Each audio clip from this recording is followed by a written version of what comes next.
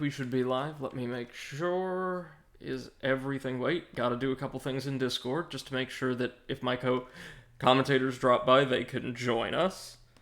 Give me just a minute, y'all. But hello and welcome to anybody joining us live on twitch.tv or after the fact, catching this as a VOD on YouTube. Welcome today. I hope you're doing well. Good afternoon or evening, as the case may be. My name is Brady, and I'll be your host for the next anywhere from 3 to 4.5 hours of Psychonauts.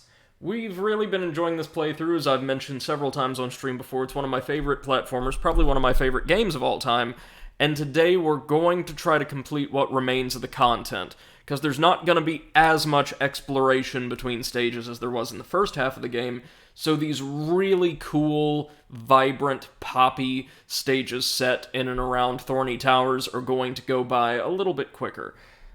Sorry, let me check one more thing. Just one more. Okay, I think we're good. Hey Angel, how's it going? Good evening, hope you're doing well. Now, if you recall, last time around, we met an eccentric, struggling gentleman named Fred Bonaparte, who was seemingly manifesting, multiple personalities, and imagining himself to be his ancestor, Napoleon Bonaparte, Napoleon I of France, and is seemingly trapped in a mental battle of wits with Napoleon in the form of this hex-based tabletop strategy game. And our goal here in Waterloo World is to help Fred defeat Napoleon and rediscover kind of his self-confidence and his pride in so doing. Now, if you remember, we actually arrived in this world in a massive stateroom right up there, and by jumping down into the board, into the game arena, we were able to shrink down to the size of one of these pieces. As was Napoleon in his absolutely rockin' walker throne. Excuse me, Mr. Bonaparte, but how do you play this game? This game is so easy, even a child like you can play it. All my worthless descendant has to do is move a knight piece into the center of my stronghold. Haha, but his knight isn't even on the board. He's hiding out in that house. Well, maybe he's got a good reason. Knights are good at storming strongholds, but they are no good at field combat.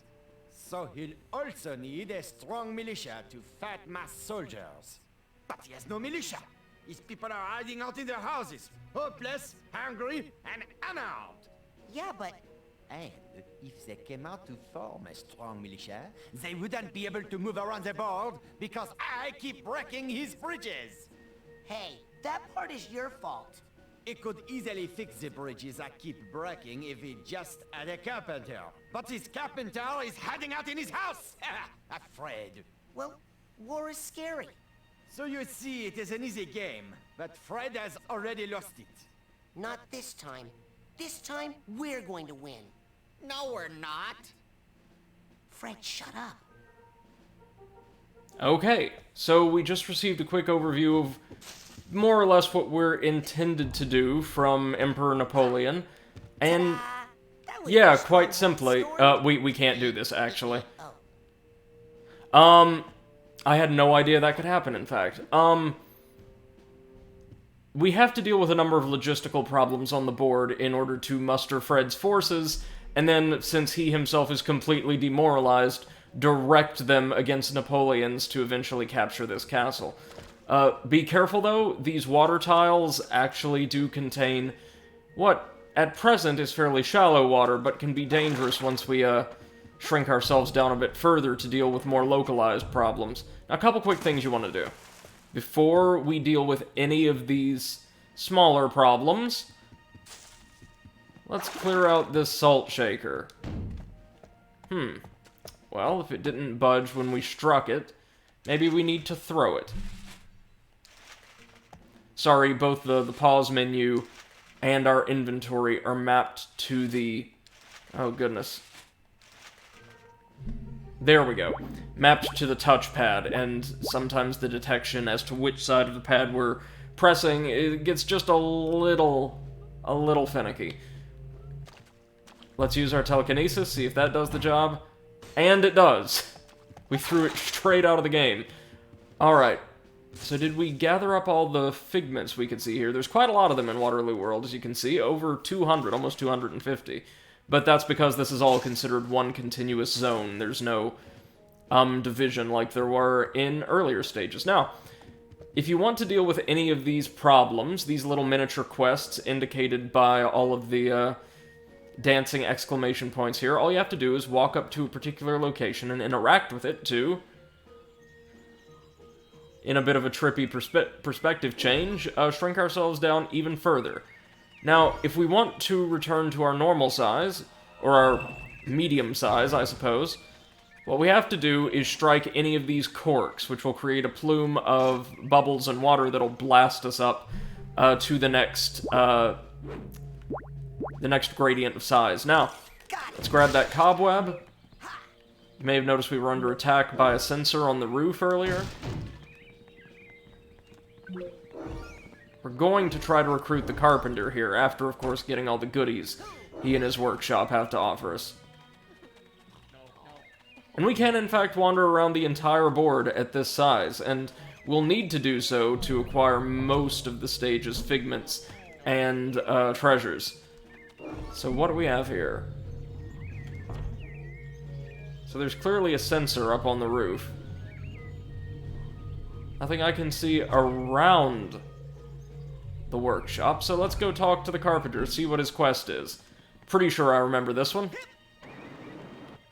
Hey, Jiffy Man, welcome to the stream. Good afternoon or good evening. How are you doing? Hope you're well. We have to knock on the door by striking it. I love that. Carpenter's home? Go away, burglar. I'm not a burglar. I'm a recruiter for Fred Bonaparte's army. We're a little light in our Corps of Engineers, see? Listen, I know you're a burglar. I've been listening to your footsteps on my roof all night trying to break in. Why don't you just slide down the chimney? I got a nice fire going for you in here, Mr. Burglar. So, yes, our goal here is to get up to the roof and destroy the extremely buff-looking sensor up there. Maybe you're a ventriloquist. Listen, if I go see what's up on your roof and take care of it, will you come out and help fight Napoleon? No. Maybe. Good enough. Jiffy Man says I could be better, to be honest. Oh no! What's up, man? I mean, I know that feeling, trust me, but... Okay, so to get up to the carpenter's roof, we're going to have to do a little bit of platforming across this very ornate-looking guillotine and some nearby buildings. The outlying silos, in particular, so hold on. Let's grab that sucker, stick the tag on the emotional baggage, collect a fragmentary severed head. That's lovely. Oh, right, these things. I remember them. They are special enemies unique to Waterloo World that cannot be damaged conventionally. They're like little Esgar cannons. So what we have to do is strike them, or stun them. Right like that'll do. And then light their wick using Pyrokinesis. This will allow us to destroy them, but they do explode, I think, and might deal damage to us in a short radius, so be careful of that. Oh, Jiffy Man, my god, I'm so sorry to hear that. Seriously. That is awful. I'll be keeping you and your family in my thoughts, then, in the future. But we're just random people on the internet, of course, but let us know if there's anything we can do. Alright? Okay, that's 2 pieces of emotional baggage down. 3 more to find. Do we have any more tags, or did we just pick up the 2? I think we just got the 2. Hold on. Let's see. Yep.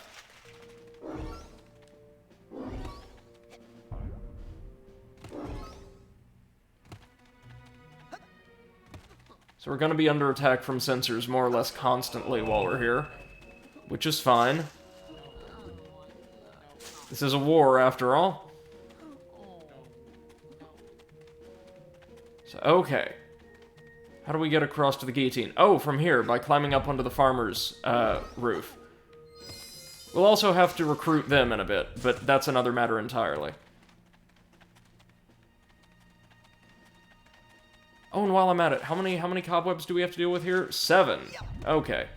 If you noticed, Fred's first vault is up on top of the carpenter's workshop.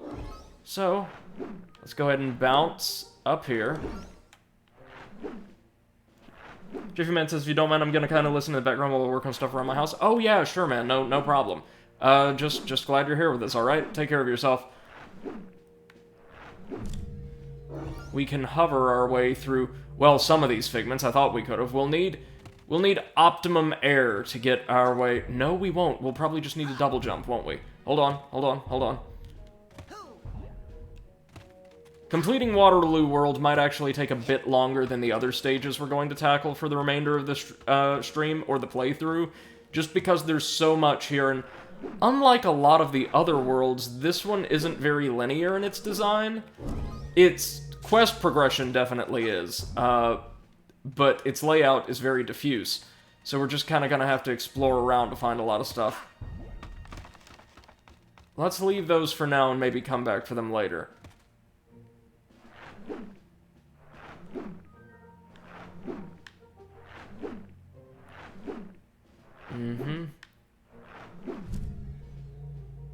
Ah, we can use the plume of smoke from the chimney as an updraft. I see. Okay, let's go ahead and break out levitation. Assign it to R1 for now, because I don't think we'll need our projectiles for a little while. Just go ahead and fake out the guillotine, or wait. If it drops as soon as we're in the vicinity, maybe now we need invisibility. They're starting to demand many of our skills be used more or less in tandem at this point, including the ones we could only earn from, Mr. Cruller, so that could be something of a progress check or a completion check for players who, didn't do a lot of the side content, but we have, thankfully. Okay, now we have an offensive shield. Enemies who use melee attacks when shielded are knocked back. Okay, that's kind of handy. Oh, and look, the sensors now have these adorable little 19th century military officers' hats. Gotta love it. Okay, let's keep in mind, duffel bag is in here.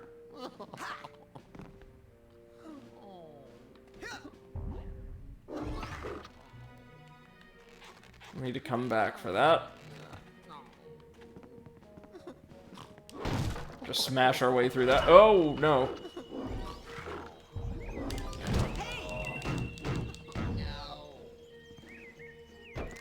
Alright. Now, the large sensor is pretty nasty in close range, of course. But if we say, set him on fire, then hold him in place so he can't run over us, well, then he becomes quite manageable.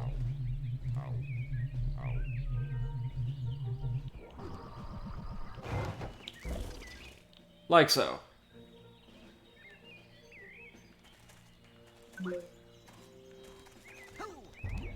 Let's go ahead and crack open this vault. As I think I mentioned at the end of yesterday's stream, or not yesterday's stream, our last Psychonauts stream, sorry. The stages set in and around Thorny Towers are just a little bit more serious in the subject matter they address, and Fred's is the only one of the three that's really played for laughs more than it is. Even though beautiful and striking and often kind of zany in the stage it's based around, presented, seriously.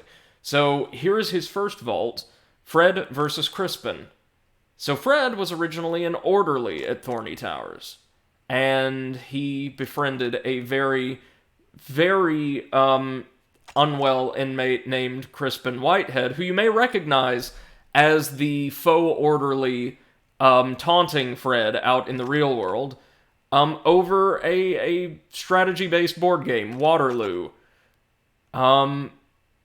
However, Crispin was soundly, consistently able to defeat Fred at this game, which apparently at one point he prided himself on his skill at, and he just lost it after many, many consecutive losses. And yes, this is really where we're going. A man having a a severe episode because he lost at a board game. Probably not the most respectful representation, but again, it's the only one of these 3 stories we're going to see consistently played for laughs.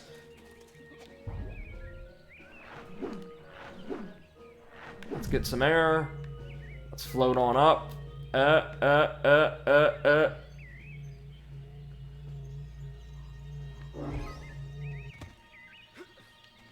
Now, how in the hell are we meant to... Oh, probably with levitation. Alright.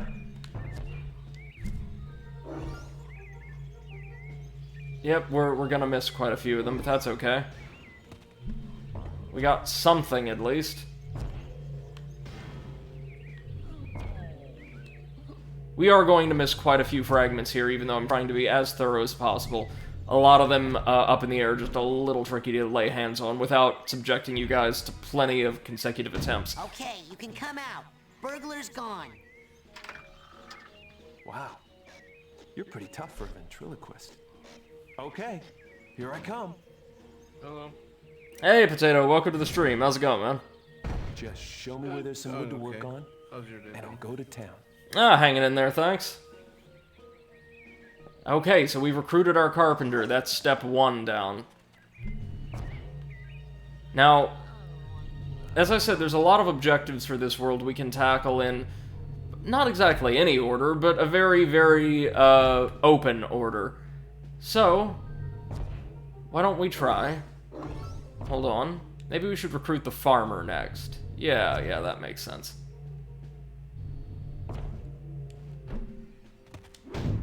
You heard anything from Seth today, Potato? Hello, I'm recruiting for the no, I army have of no Fred idea where Bonaparte, she is. and Go away! Fred Bonaparte has She's forgotten okay. the people, and Yeah, we have same here. forgotten him. what? Fred loves the people. He was just telling me that some of his best friends are, the people. He has abandoned us. He doesn't care if we live or die. Look, I'll tell you what. I'll talk to Fred. I'll talk to him, and I'll prove to you that he cares about the common man, and that the fight is not meaningless. I'll believe it when I hear it from him. So this is a very simple quest. All we have to do is go talk to Fred and get him to provide some kind of proof that he actually cares about his soldiers, which, he doesn't. But get him to lie, and he will then, be able to convince 1 unit of militia to join us. We're going to need several, but that's a nice start. Oh, and this is really cool. Potato, I don't know if you ever discovered this, but this manor house here, if you climb up to the window, you can see... Yeah, you can see them both inside playing the game. Yes, you're stuck in like a weird Settlers of Catan Mobius loop. I love it. Oh, that is so good!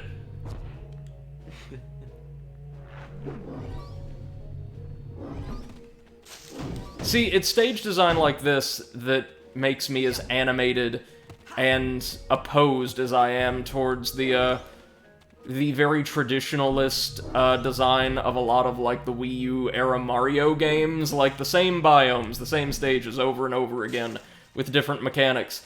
Why on earth would you do that when people elsewhere are making platforming stages with concepts like this?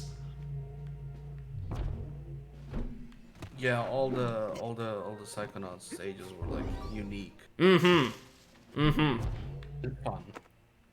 And it looks like that trend is going to continue. Oh yeah. Let's hope. I got spoiled through, of course, YouTube thumbnails on just a little bit of the Elden Ring trailer, and I will say, yeah, we got dragons again. My only hope is that it doesn't become some massive Dark Souls 1-ish fan service festival. Well, it is supposed to be like a Okay. sequel to Dark Want Souls me to or call a something like that, doctor? right? No, it's a totally different universe. I just can't find any decent No, food wait around a minute. here. I An think I army read moves on somewhere. its stomach, you know. An elite force such as I requires... It's a spiritual successor, to be sure. Oh, well, I'll keep on the lookout for some place with good Where I takeout. saw. Only the best, young lad. I am a Frenchman, and anything but the finest French delicacy might bruise my palate. Ah, yes. As he says, this character with a strong RP British accent is a Frenchman. That reminds me of Assassin's Creed Unity. Okay, so the knight, in order to fight for us, wants some escargot. Which, hey, I'm down for that. That sounds delicious to me.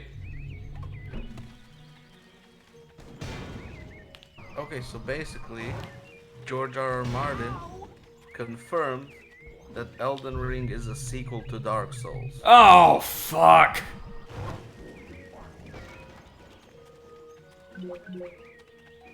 Well, that's going to make the lore very frustrating for me, no doubt. No, because you saw the same stuff I did, right? Like, the series directors time and again said, oh no, after Dark Souls 3, that's it, we were done, we tied up all the loose ends. Well, you know, depends what exactly he meant by sequel. Yeah. It might be, like, 3 bajillion years in the future or something, or in the past, or whatever.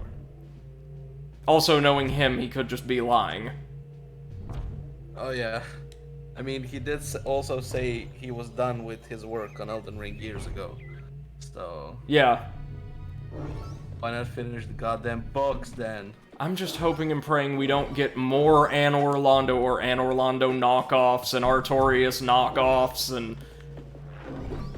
I guess what I'm saying is I'm hoping that Miyazaki, the director, actually has some restraint to not just throw his handful of favorite themes and characters into the game over and over and over again. Which, after Dark Souls 3, I'm a little skeptical about.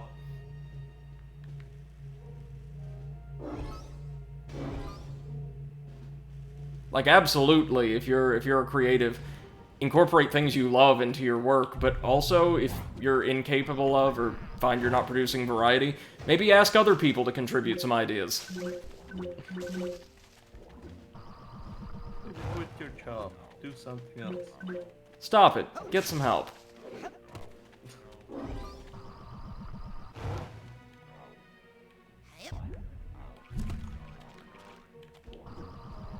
This is the best way of dealing with burly censors.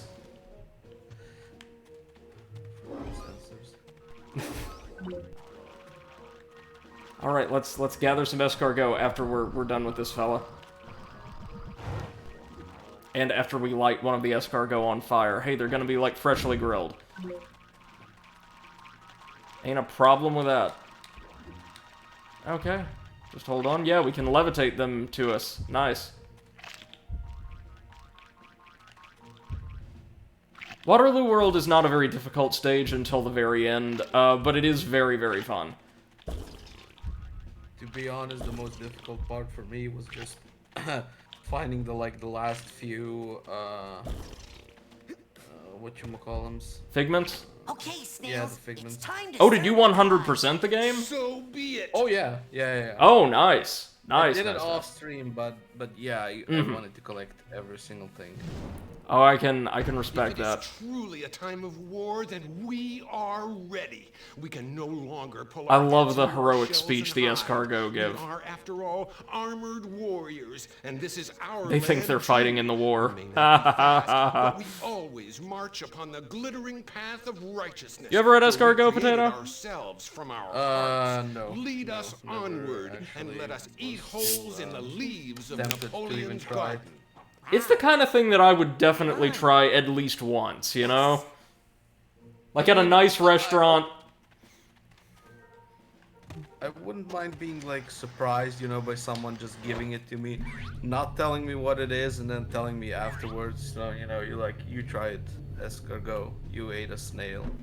Mm-hmm. Other than that, I don't know. Like if you could be presented with it in a way where it kind of circumvents that initial bias, and you're like, oh, okay, that wasn't too bad then. Yeah, exactly. I probably wouldn't go back to a restaurant and say, can I have some snails? But right. I'd be like, okay, that wasn't that bad. Yeah, I could see why people do this. I've also heard a story of like a woman that likes them and collects, goes to, I guess, the woods or something to collect them and makes them for her family. But she prepares them like you would prepare calamari. Ooh! And she tells her kids, it is calamari. Ah! Of course. And I'm just like, oh, those poor kids. Right! They actually taste, legit calamari. They're gonna be, ew, this is not like mom makes. What the fuck is this? This is actual food! Yeah. Oh man, speaking of, I would kill for some calamari right now. Some of the best calamari I've ever had is actually from like local takeout Thai restaurants. Oh, really? They use a very light but spicy breading and like typically serve it with like a variety of thinly breaded fried vegetables. Really nice. Oh, honestly, the best one is when, well, when my mom makes it at home. Oh God! Oh, there you go. No. I've seen the process from being bought to being made. It's okay. What it is. All right. No, but the way she does it is she doesn't fry them. It's like a lot. Maybe like only a couple of minutes. They don't get like that gold color that you get in restaurants. Yeah, they're kind of stir-fried almost. Chewy. Yeah, they get really chewy. They're really pale, but they're delicious, and they like melt in your mouth. Oh, that sounds amazing. That does. Oof. Oh god, Waterloo World has so many figments. Oh yeah, so many. More than any other stage in the game, maybe? I believe so, yeah. Like, over 200, I believe. Is this Yeah, guy almost soldier 250. bugging you? Yes? Well, why don't you come out here and fight him? What's the Most of them are just not that hard to find. Right. Maybe a bit tougher to collect when they're super high up and you have to Can't get a good grip. use and abuse some jumps. Oh yeah. And then there's a couple that are just like hidden somewhere. And you're like, just whoever put this here is a bitch. I'm sure that was their official job description at Double Fine. Figment hider. You know, they probably did have people on the level design team whose job was specifically, like, placing or justifying the placement of collectibles. Probably, yeah. And now that I think about it, that has to be a way more complex process than we stop to appreciate. Like, how do you determine what exactly goes where? There we go. No. Oh, fine, we'll disable you first if you're gonna be like that. Whoop! Oh, is that how you kill them? Yeah, Or no. you just threw them in the water. Ah, even better. But you can stun them and then, like, ignite their wick. And it'll send them right on up. They are nasty if you can't manage them one way or the other, though. Yeah. The nasty thing about this stage having so many figments, too, is most of them aren't worth anything. Yeah, unless you're going for 100%. Right. Like 1 or 2 experience points apiece. Compare that to, say, the figments in, oh, what was it? Like, Sasha's shooting gallery, which were all worth, like, 5-ish. Yep. But you do want to get that rank 101. Yes, sir. Yes, sir.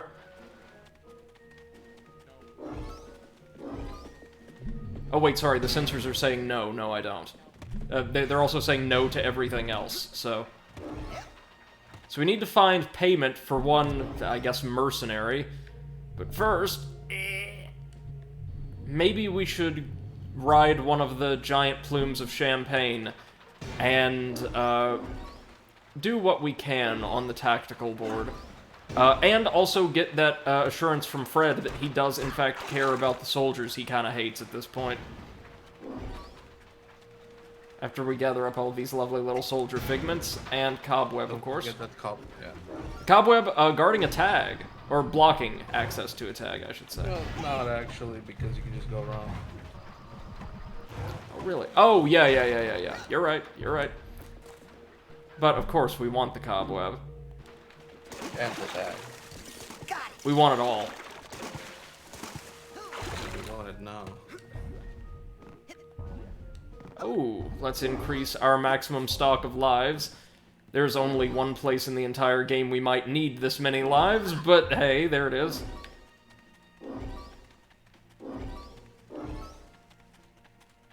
Yay, let's collect all the fictional, like, imaginary corpses strewn about the battlefield. Woo! I think you missed one figment at the stairs. Really? At the bottom. Let's see. Oh, good eye. Good eye. Oh, and that one was alive. We actually rescued someone off the battlefield. That's never gonna happen again.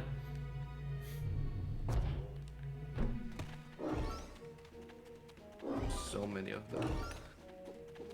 I guess the implication here is Napoleon stepped on them with his throne. I am so disappointed as well that there was not a boss battle against Napoleon in his giant walker throne.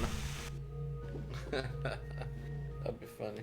You know, fun fact, historical fact, lots of people have probably already heard this, but actually Napoleon was, I want to say, anywhere from 5'7" to 5'9" in real life, making him just above average height for his region at the time. Oh yeah, I've actually read that, but it was like what the British converting it differently or something. Yes. Just yeah, the freaking British. A combination of conversion and wartime propaganda. Yeah. Like, they wanted to find a way to, you know, make him a comical or derisive figure instead of one of the most experienced and competent military leaders of the time. Maybe the most in Europe, anyway.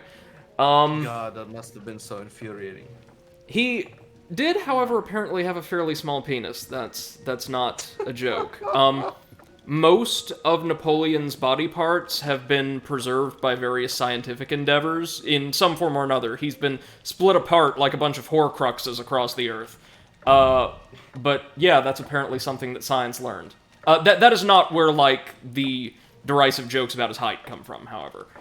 I think also some of it had something to do with the fact that he was literally like a commoner reaching above his station like a little man. Also, his accent is wrong too.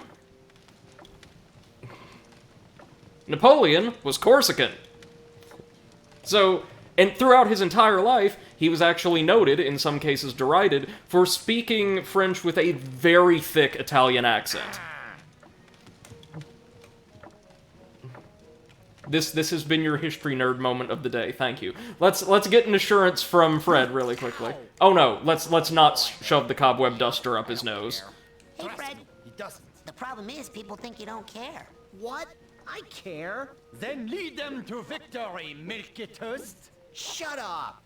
They think you don't care if they live or die. I love that Napoleon keeps, like, his hand in his jacket, as in the famous painting, constantly. Yep. Yep. Huh. Well, if that doesn't work. Let me guess. You give up?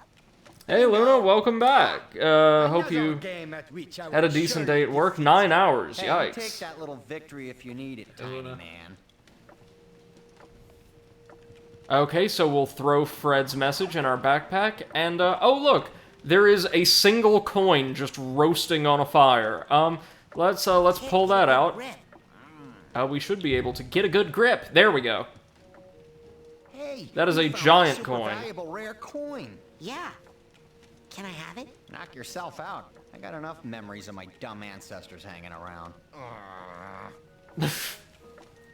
And this one coin is going to buy us a mercenary company. I know, they're just going for nothing these days. Oh, yeah, the French ones. So, first order is we probably need to repair that bridge, so we'll use our telekinesis to move the carpenter up. Oh, now, Luna says, wait, no, wait, it was wait, exhausting. bridge. And neighbors woke me up 2 hours before I should have. Good Ooh, as new and sorry to hear that. Man, I am good. But you know, I've worked like out of home back when I was in my first semester of grad school. Between classes and my TA responsibilities, I would be like at work for like 13 hours a day on Mondays. It was exhausting, but I kind of loved it. It obviously wasn't an everyday thing. Most days I'd be there anywhere from like, 5 to 10 with additional work being done at home. My actual coursework, I mean, like writing papers and the like. But it was fulfilling just being out there and doing stuff, now more than ever, you know what I mean? I get it being exhausting being out in that heat, though. Yikes.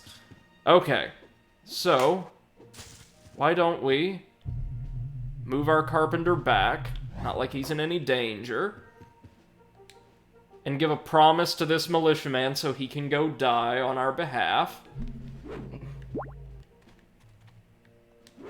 Hey, I have an important message from your fearless leader. Oh my god. He does care. He does. I knew it. Fred Bonaparte is the greatest leader of all time. I can't wait to die for his cause. That's the spirit, soldier. And die you shall. Win. Hey, he's a great leader, but he's still Fred. Okay. Hurl my innocent bones into the cruel machine of war. I'm ready. Alright, let's get ready to press F to win.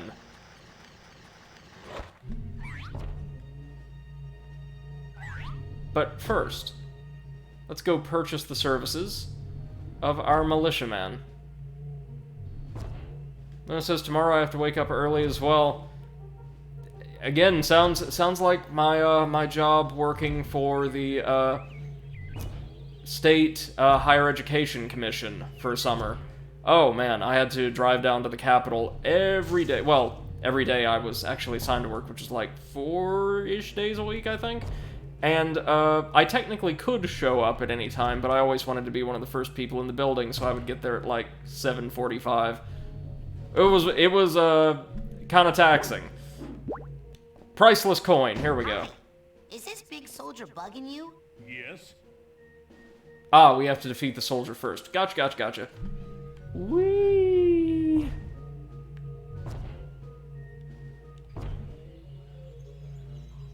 Woo!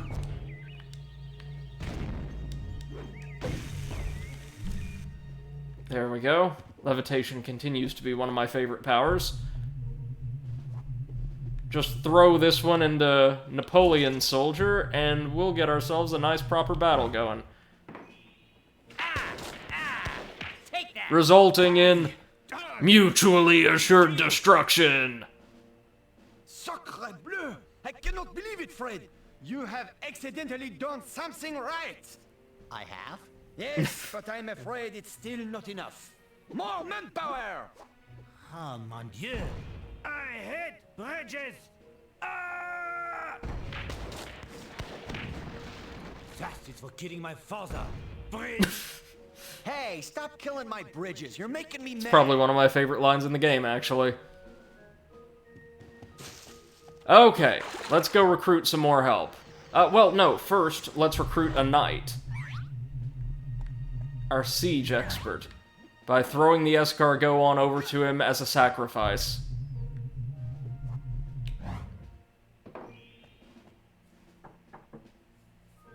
Love how we're still just carrying the giant, what looks like a faux chocolate coin around. Delicious! I haven't had escargot like that since the Duchess's birthday. But even those were not so full of spirit. I am truly inspired. Come, let us storm Napoleon's stronghold and win this game for So we're not going to be doing jack with our knight for a very long time, but here he is in all of his corpulent glory. I believe I may be hungry again soon. Like, look, he's so big that his feet are just kind of uselessly dangling a couple feet off of what would be the ground, given the base of his model.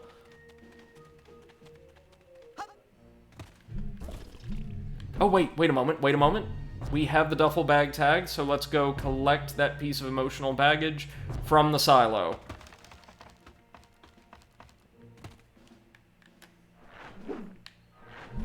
If you think Waterloo World's a little too spread out, though, don't worry. Our next stage is one of the most concise in the entire game in terms of its layout. Even though the guillotine tries to trap us, I think we can use invisibility to go around it, as I've shown you earlier. But there are, yikes, other ways of navigating that, which I completely botched. That's okay. That's alright. It is neither. And let's also keep our eyes peeled for that purse and steamer trunk.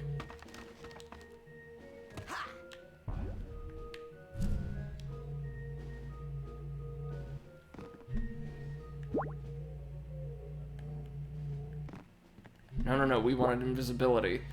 There we go.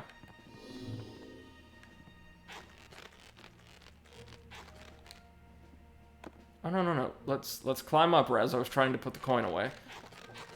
Which I shouldn't, on second thought. There you go. Baggy taggy.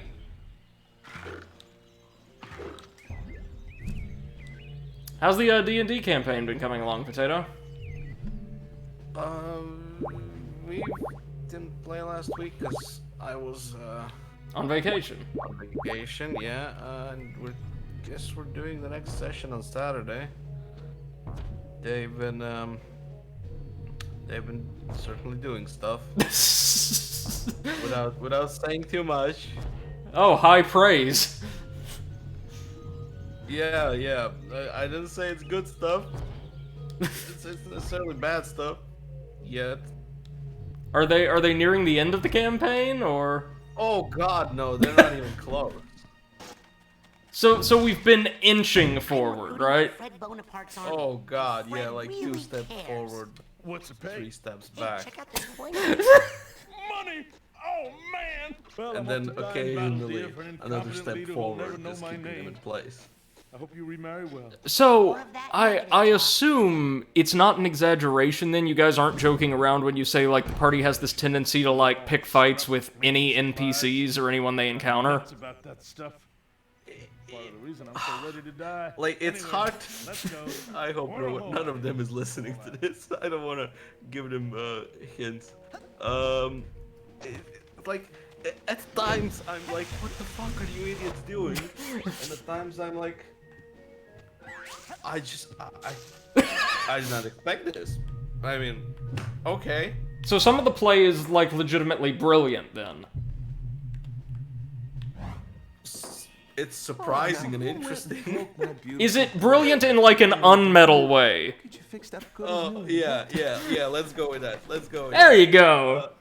It's like, they accepted a quest to escort a girl being like hounded by a vampire lord Right. to a safer village, and they have no idea what her name is because they never asked. What I do? They just You're doing better run than you straight said. into danger, And I hate to end it. trip a But trap, I guess it's time to put an end to and this. afterwards they're like, I would like to inspect this entire room for traps. With your Is there traps there? Is there traps there? Traps? No. Okay. Next session. Straight into danger! And that's basically how it goes. Oh, that sounds amazing. Oh yeah, like, just, like, you know, real textbook heroes, you know. I'm definitely down to join the next campaign, then. Oh yeah, I mean, probably if you have time, somehow drop you into this one. It'll probably, based on what you've told me and what little I know about, like, Curse of Strahd, or whatever the name of the adventure path is, it'll probably take you guys about as long to tie that one up as it will for me to polish off most of my thesis. So I think, hopefully, I'll be able to join the next one pretty seamlessly after the biggest, like, task on my radar is done and dusted. Sure, no problem. I would probably be a very irregular attendee at present, just given everything else. But, no, that sounds like fun. That sounds like fun. If nothing else, you would have at least one, very, very non-combat oriented player character trying to take a more diplomatic approach.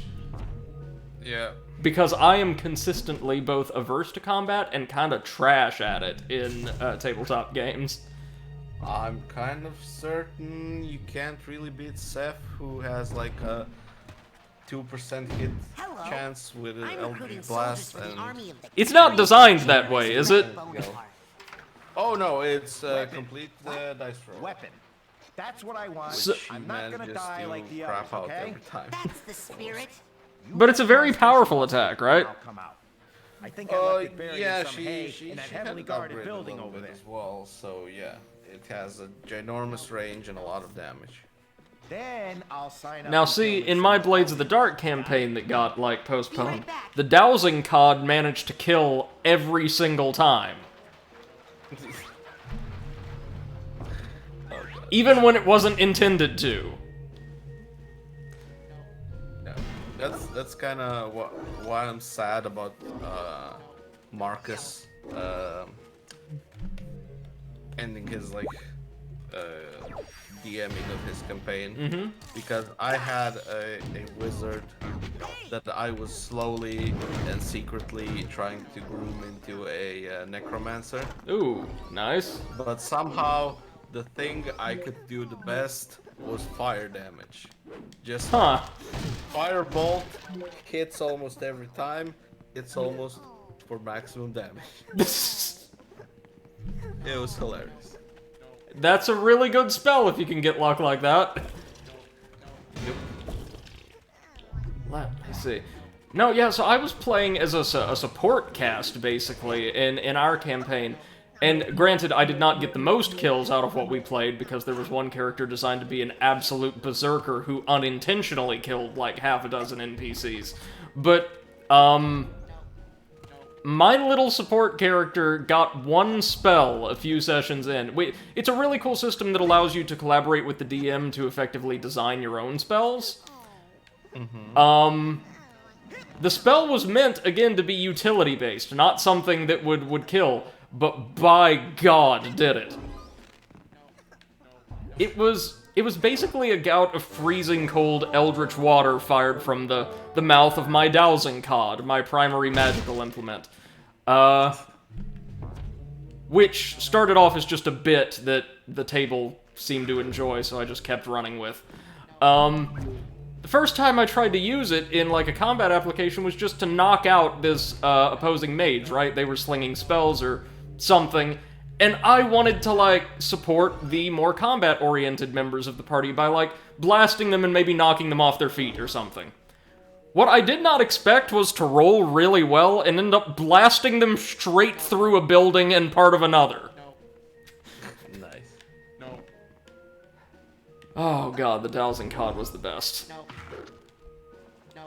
In my custom homebrew campaign, I gave my players a deck of many things, Oh no.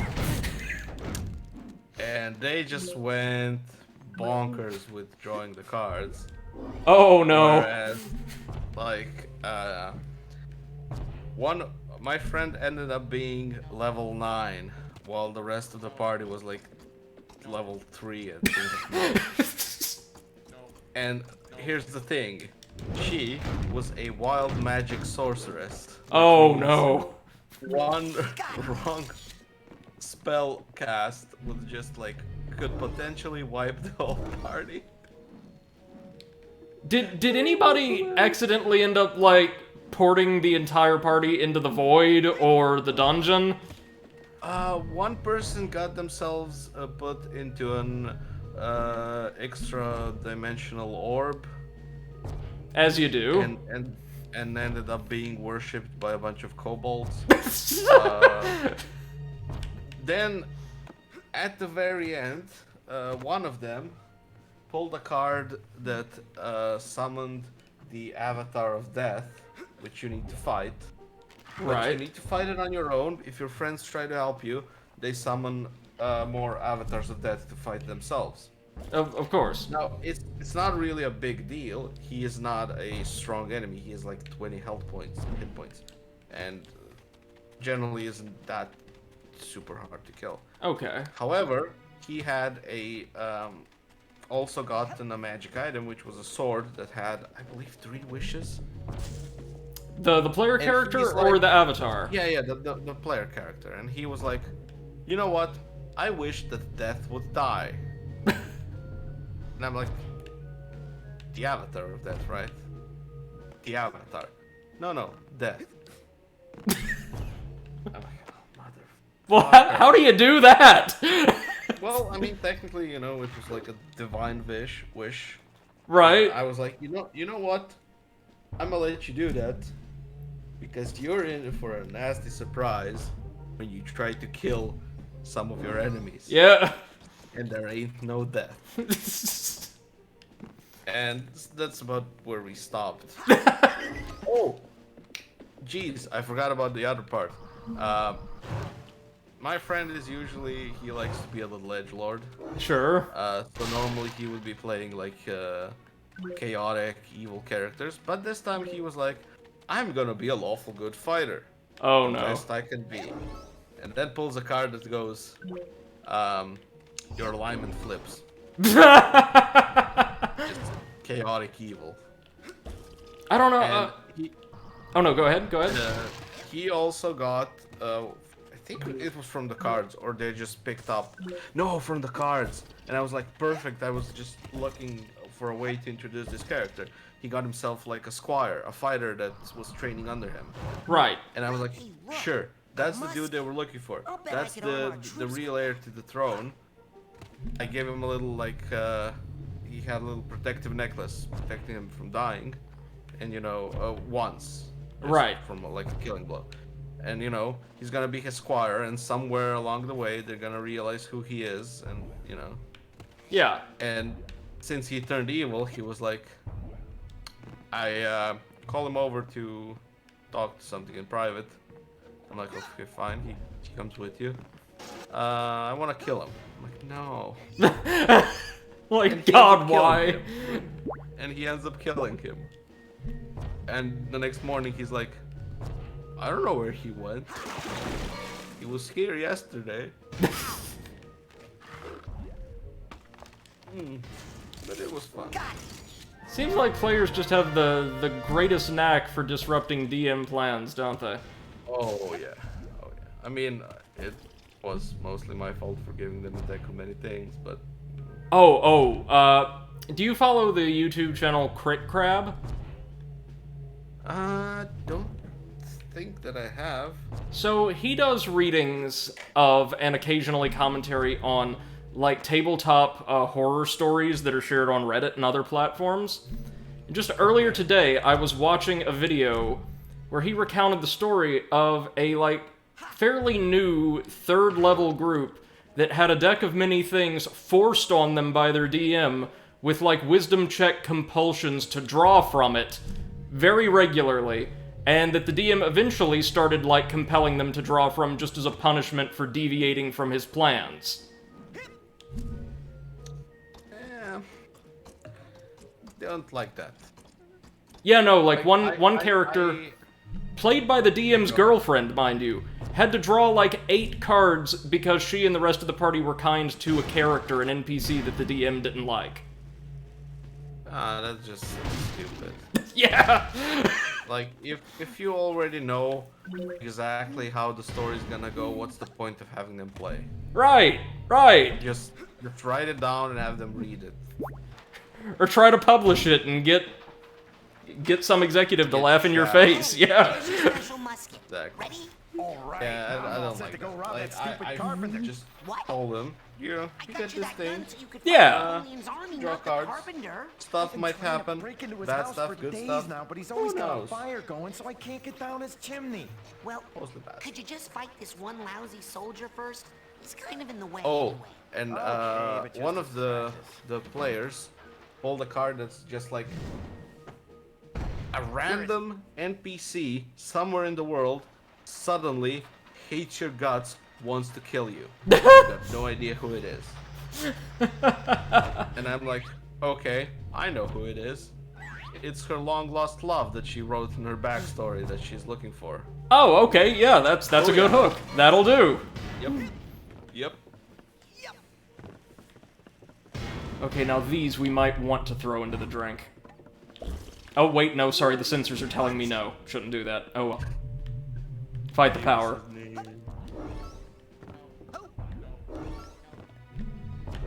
So the sensors have entrenched themselves here in Napoleon's castle, which we'll be exploring more in a little bit, but first things first, let's crack open that second vault to get the rest of Fred's backstory.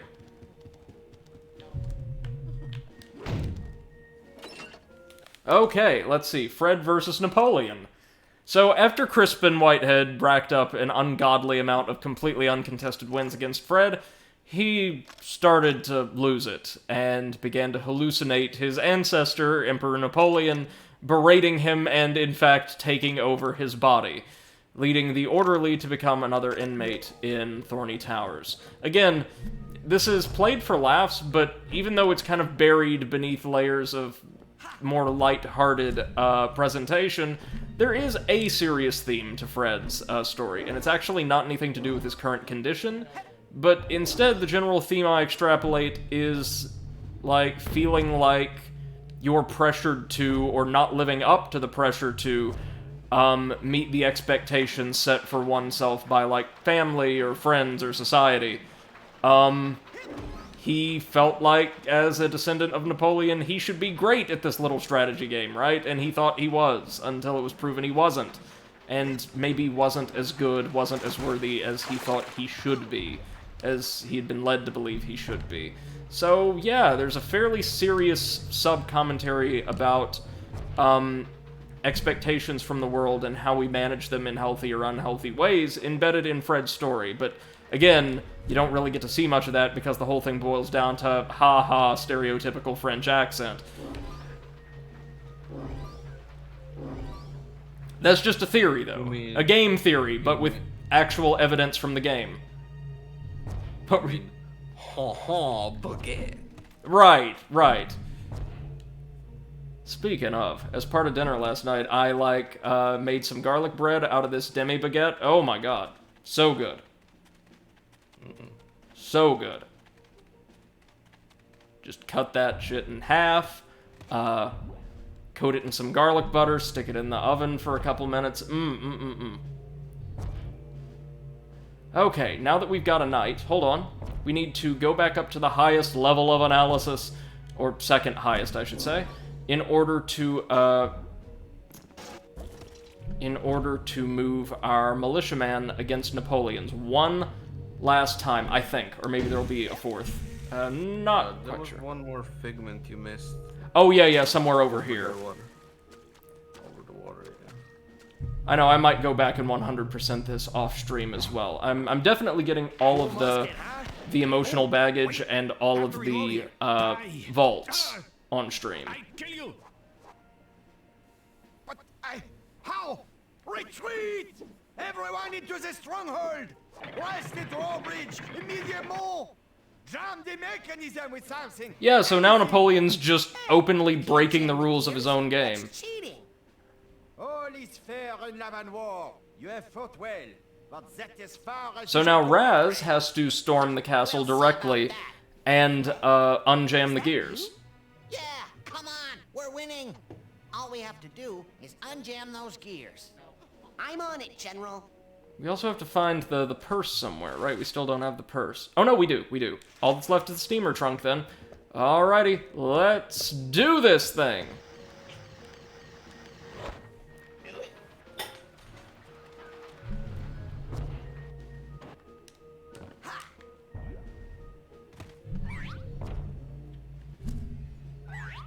Oh god, the power of levitation just lets us circumvent so many challenges. Speaking of, how about levitation applied different... Oh, right, we can't throw this one. Okay, well, hold on.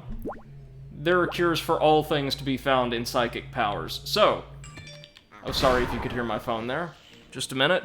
I will put that on silent just as soon as I get out of here. Or out of this little combat encounter.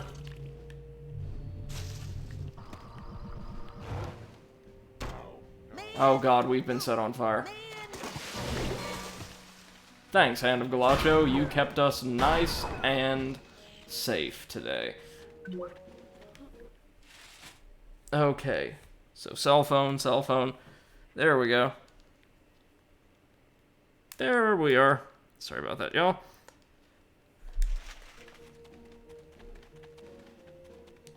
We'll be back for you soon. Oh no, we got the steamer trunk. Never mind. Oh, we get an invisibility upgrade in a couple ranks. Nice, nice. And of course we unlocked Fred's concept art reel. Which I love. Man, Potato, do you remember the old days of actually being able to unlock concept art and other, like, devlogs in-game? Oh, yeah. Instead of having them released episodically online or available as DLC or something. Or just in the deluxe edition as a little book. Yeah. I mean, don't get me wrong. Yeah, in a deluxe edition as a PDF. Oh, yeah, that's just cheap. Really tacky, honestly. Like, don't get me wrong, I love a good art book, but there's a real sense of fulfillment that comes with unlocking information about games you particularly enjoy by playing those games and engaging with them. Yep. Okay, so what we're gonna do is climb Napoleon's castle so we can make it to those gears and unjam them. And in so doing, of course, gather up a whole butt-ton of figments.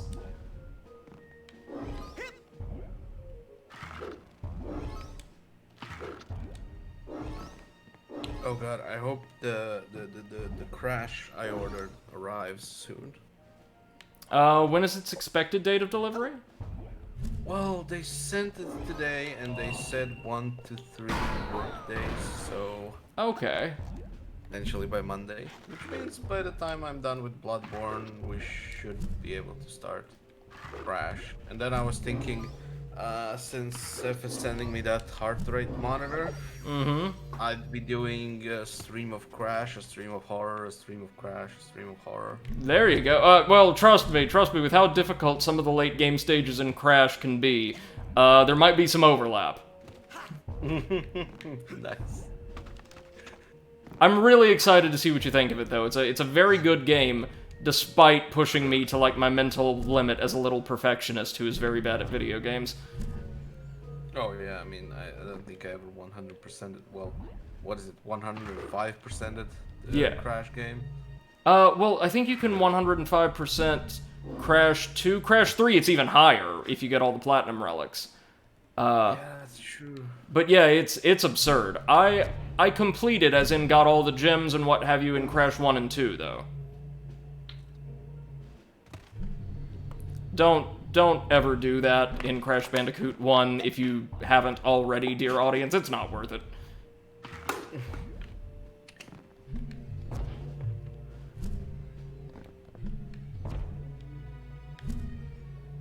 I still have memories of Cold Hard Crash from the second game, that ice stage with a ridiculous amount of boxes, and that bonus stage where to get all of the boxes, you have to go through this ice-covered 2D scrolling bonus stage 3 times. Like, down to the end to hit an exclamation point box that causes one crate to solidify at the very beginning of the stage, back through all the traps, you hit it, and then you go through again. Whew. That was a test, y'all. Alright. Now that we made it up here, we can aim at the object, and... oh no, we'll need levitation to just or telekinesis to rip it out. Okay, this we can do. Woo! And like that, all we have to do is move our knight onto the stronghold hex, and we win.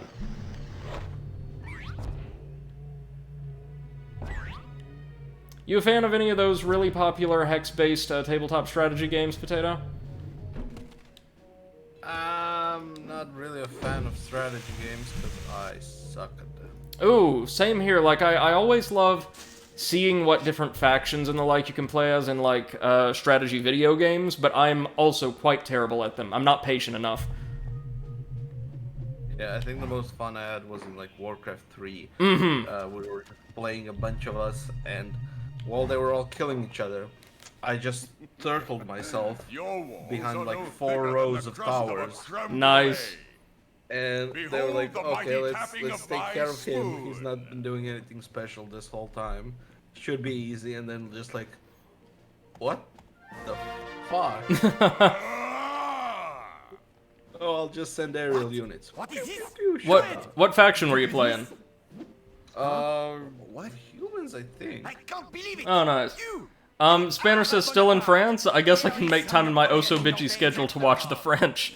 Well, no, we've just won the game, restored Napoleon's faith in his descendant, and in so doing helped Fred kind of regain some of his sanity. You are indeed We've beaten the stage, and Spanner says, Brady, don't kid yourself, you're not good at any games. the same determination you showed here. I mean, I know. I know. Victories, like mine. Yes. But well, Spanner, this is except not for a that game. last one, This is the one serious. in Waterloo. This is Psychonauts. I was sick that day.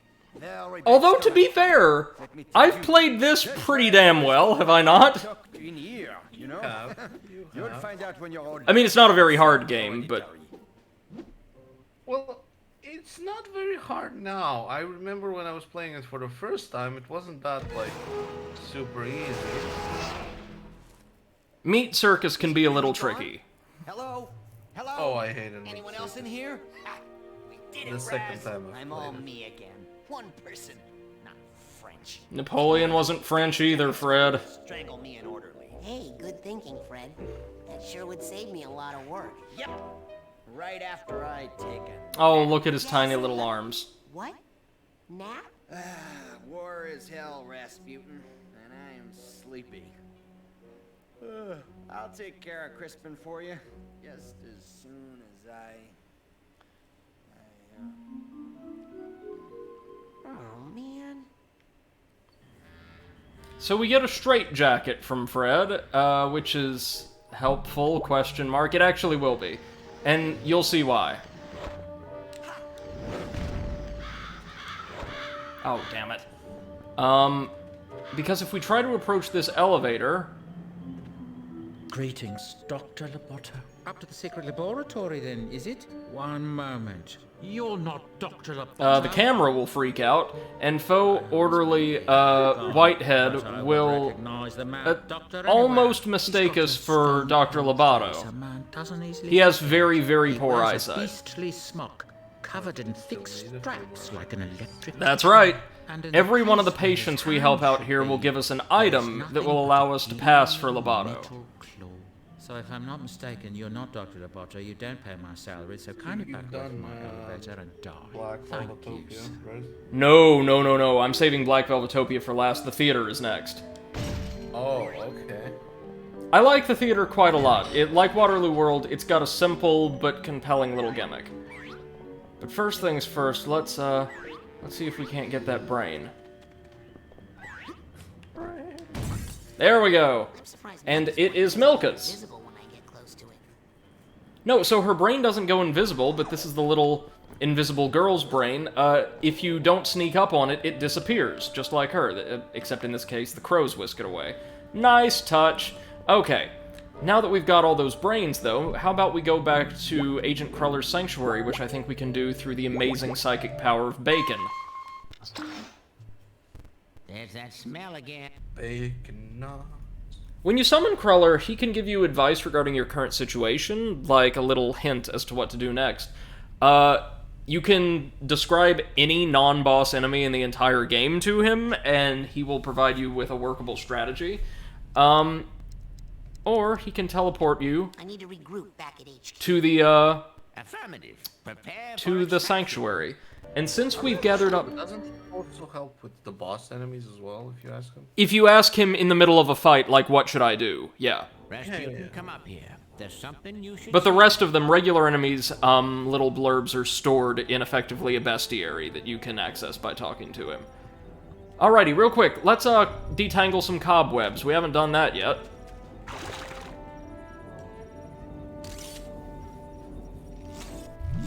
Oh yeah, give us all those cards. Oh, baby. That's the way. Shit, you have a lot of cards. Oh, yes sir, yes sir.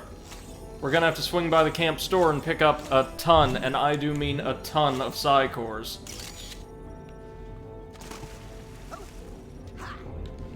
But, first things first, let's go... First of all, I need to reset my regular ability spread, so that would be levitation tied to the R2, and marksmanship tied to R1. There we go. We're going to go to the observation room so that Agent Cruller can restore the brains of those campers who we've effectively rescued. And for everyone we rescue, we get a little bit of additional health. Neato. There we go.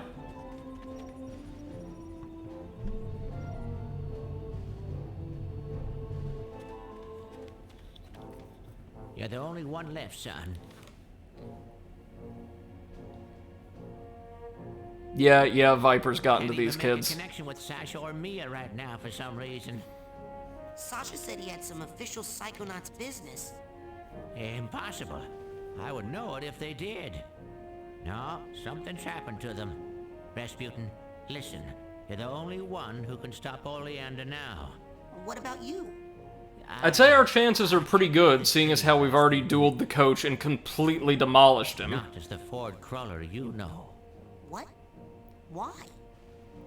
Years ago, I was in a terrible psychic duel that left me barely alive. This is important because I'm pretty sure this plays heavily into the plot of the second game. Was shattered, that you lost your mind. But you seem fine to me.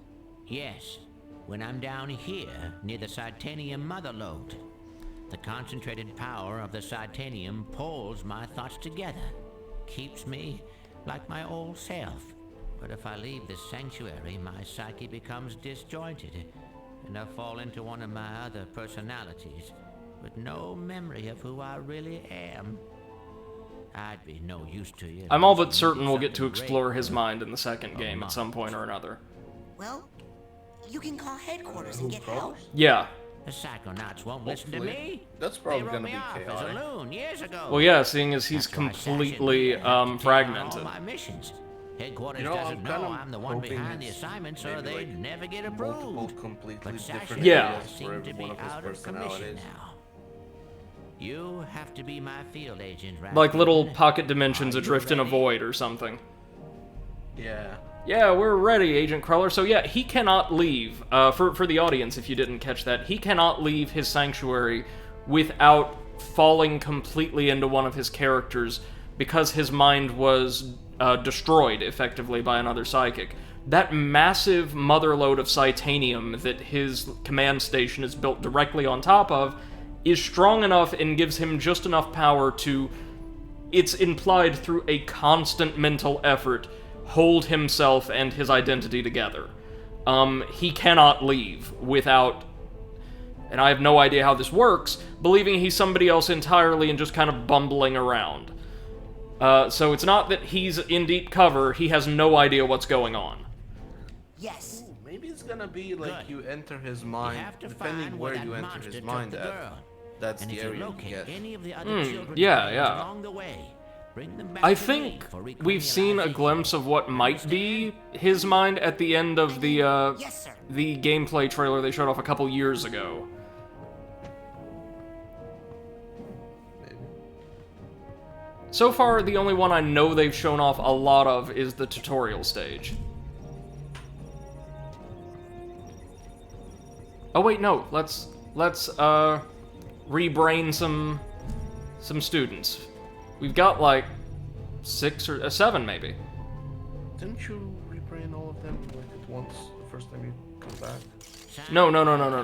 Well, the good thing about you finding that kid's brain, besides the whole thing Luna says I'm so damn that you're able to exhausted. do I'm now, sorry to hear that, is man. that they will be adding their Welcome to the subconscious club, mental though. attention to your Yeah. quest, and their energy will increase your mental health potential.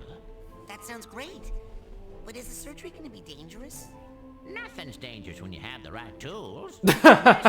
Yes, but not dangerous. The right tools to reinsert a brain. That's fine. Just a funnel. She's a girl, and we are good friends. She is not technically my I girlfriend. do like these Well, interactions. I can Yes. tell Kids you that one they thing. get rebrained. My dad is never going to send me to this camp again. And most of them still aren't grateful. Never mind. I'll find her. Yep. These children are the worst. So, as you can imagine, we are in some bad trouble. Sounds like it's time something bad happened to our Luna says I only ate a sandwich all day. Oh, well that's part of the problem, man. Even if you're just snacking, you've got to eat consistently and a responsible, healthy amount throughout the day. That's absolutely integral. Absolutely. Oh wait, no, Chloe's one of the good kids. I'm gonna go get on the coach's radio and call She thinks she's an alien and might actually be an alien, but is good people. Why can't everyone be so helpful? Yeah, I modified the antenna, so now it broadcasts straight into outer space. Oh, man. And so, long story short, we're hoping for the best, but preparing for the worst. Well, there's only one thing that can make this better. Pedicure. See ya. So, any questions? Is Elton okay? Well, he'll This be is one of the back only in times place. Milka speaks in the entire game. When he comes out, tell him I'm waiting for him down by the docks, okay? Hey, do you want to help us save the... In fact, that might be the only time. And that's why we need your help more than anybody's. Well, shut my mouth. Oh, he and Chops are pretty good as well. Living quarters, guard the women folk and all. Say, is my hombre walking around yet? Not yet, but soon. I just hope he forgives me for acting like such a dang fool. And that's why finding your... There he is. ...was my highest priority. You know, I'll bet if JT wasn't so distracted, this wouldn't have happened. He's probably with that prissy That is some little very shit pony impressive right now. hair. No, actually I think her mind's on other things at the moment. Well, maybe I'll go see what's up. One of us at least should be guarding the sleeping quarters. Agent Cruller? What is the current situation? Look at that. We've got a couple new brain containers in our health total. I'd better go. Good luck. Now let's go grab as many psi cores as we can, or as many as we need, rather.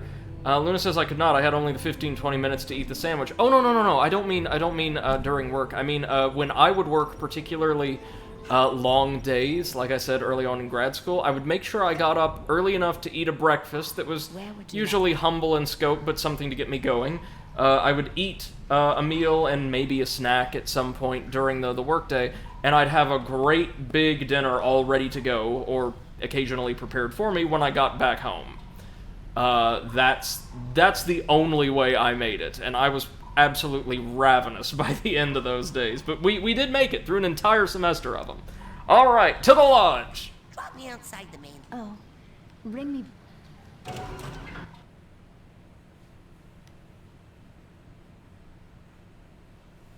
I know I said there wouldn't be a lot of exploration outside of the Thorny Tower stages today, but screw it, I'm wrong a lot.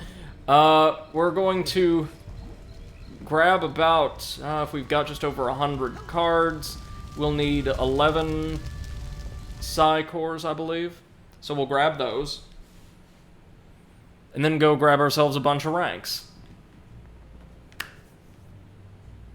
Hey, anything new in the store? Take a look.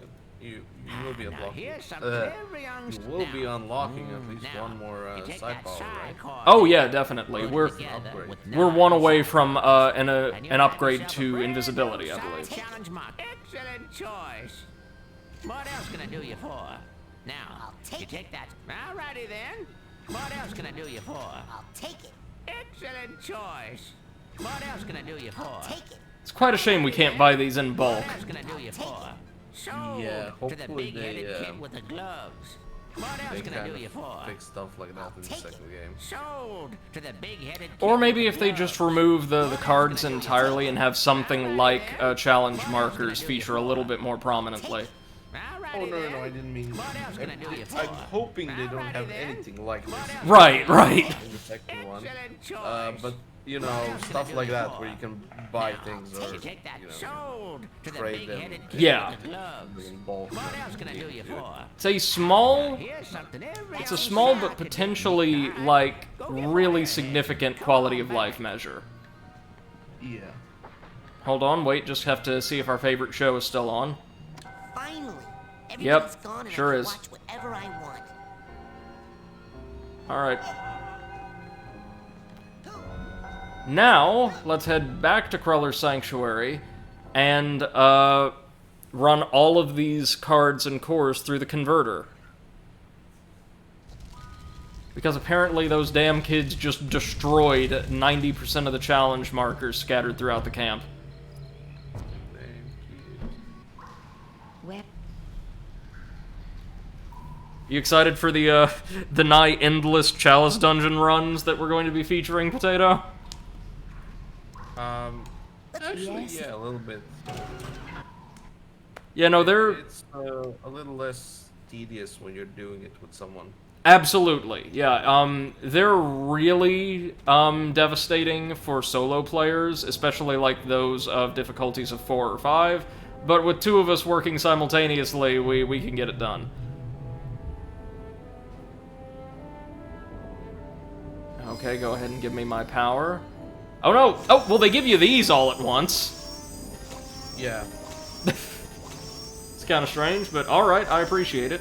We'll get a couple upgrades out of this, then. I'm just guessing somebody assumed nobody would be, like, waiting that long to get Right. the upgrade, because, you know, powers. So we got a Super Chain Blast, that's great. It makes our marksmanship probably the best attack in the game. TK Extension, Telekinesis Range Extended, handy. And Advanced Invisibility, just increasing the duration. Alright, hold up. We get a Levitation upgrade at rank 75. Oh, and we got a trophy, Advanced Psy Cadet. I did not know I never reached that rank before. But, there you go. Now, let's use the power of bacon to see if we can't get teleported back to Thorny Towers. Oh no, we'll... Never mind, looks like we'll have to traverse using the power of our friend Linda. So let's make our way back down to the shore. Hey, MC, welcome, welcome. Hope you're doing well. Hey, MC. Says, smells like fun in here? Oh?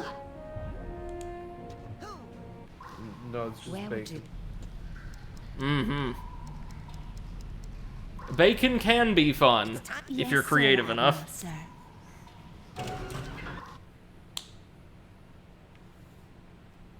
Like I said, over the past few days I made like a vegetable, so it's not really a shepherd's pie, but from my meal kit, a vegetable shepherd's pie, balsamic glazed chicken and garlic bread. So my home smells pretty good. Nice. And she says probably the phantom smell of a random dude walking in my mind.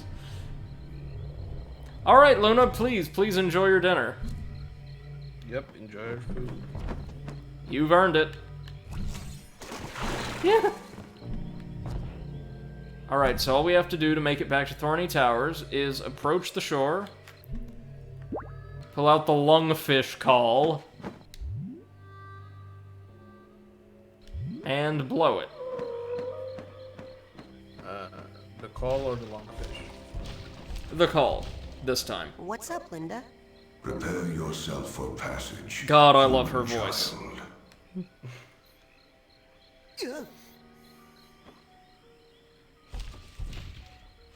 Why her mind is based on, like, Japanese tokusatsu films from the 70s, I have no idea, but I absolutely love that.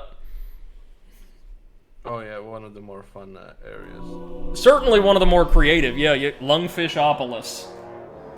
Yeah. Alrighty, so, welcome back to Thorny Towers. Also, welcome back to the soundtrack, which just decided to freak out for a second. Oh, wait a minute, is this... Oh, that was a scavenger hunt item? I was not aware that some of them were scattered around here. MC says, I heard they're making a Final Fantasy IX anime now. That'll be interesting. I mean, hey! Sounds like a good time to me. How many scavenger items do you have? Over half. Well over half. Let's have a look-see. 12. Oh, so you're near the end. Yes, sir. I know where the skull is. I'll just need to go retrieve it. Have you gotten the acorn? Yep, sure did. Okay, so Gloria's item is obviously her trophy, but as we've seen, her mood swings make it a little difficult to interact with her. So what we're gonna have to do is whip out our Psycho Portal and engage in a little intensive therapy. Again, fair warning, these next 2 stages get kinda deep, and Gloria's actual story, Mia had the darkest secret in the entire game as far as like how heavy and grave it was. But as far as the main plot you're given, Gloria's Mind has the darkest content in the game.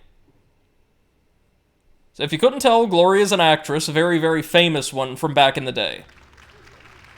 And her mind is a massive, somewhat eccentrically designed playhouse. Hey, kid! Can't you see I'm trying to produce a play here? No. Oh, God. Even a child can see I've lost control of this production. Okay, Becky, get a grip. Child? Look, kid, it wasn't There's always also a like live this. studio We had a audience show on our reacting to hands. all of this, Everybody because of loved course. us. But then our big star, Bonita Soleil, got stage fright and locked herself in her dressing room. So now we're stuck Psychonauts is flipping filmed between in front of a sunshine live shenanigans studio audience. and Yeah! hacking the home. Oh. Which is like flipping between a root canal and a sharp stick in the eye. This is Jasper Rolls, Gloria's inner critic. Happens to be right. I'll go talk to Bonita. I'm sure all she And he has the most ornately designed theater box I've ever seen. You can get Bonita to take the stage again. Then you're the star of my show, kid.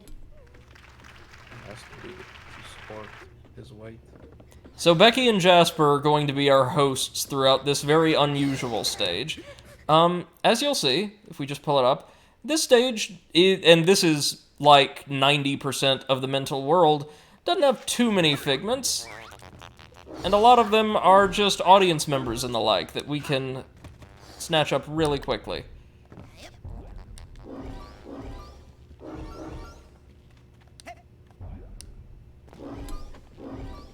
There we go. Oh, and right off the bat we get the purse tag. Hey, presto.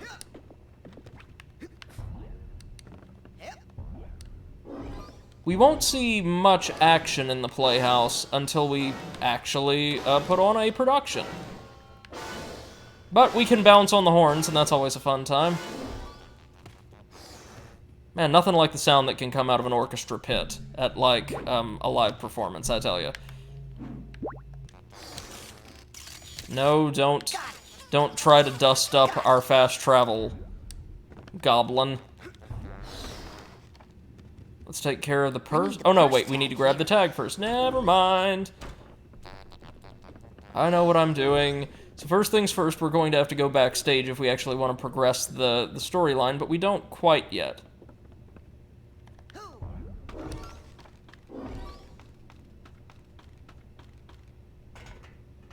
This device is important. Very, very important for the rest of the stage, actually.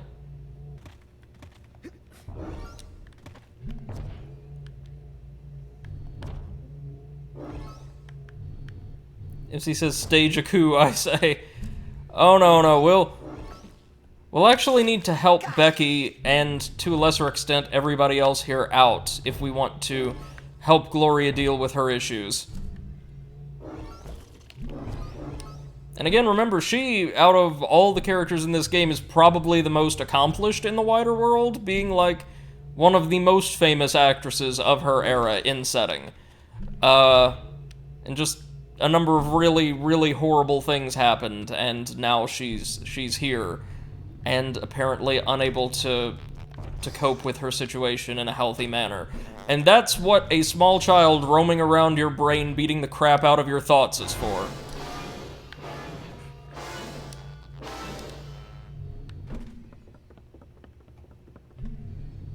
Ooh, real quick, we've got a ton of figments over here, and there's that purse tag.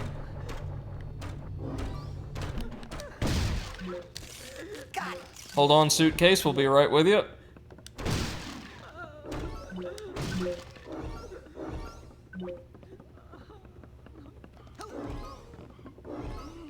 Don't worry, we will grab the purse later. We will have to go talk to Jasper a couple of times. He'll be helping us progress through the main quest line here as well. So there's Bonita's dressing room, but we can't get in unless we use the power of invisibility, which we shall. And Bonita Soleil is another one of those characters with a design I really, really like.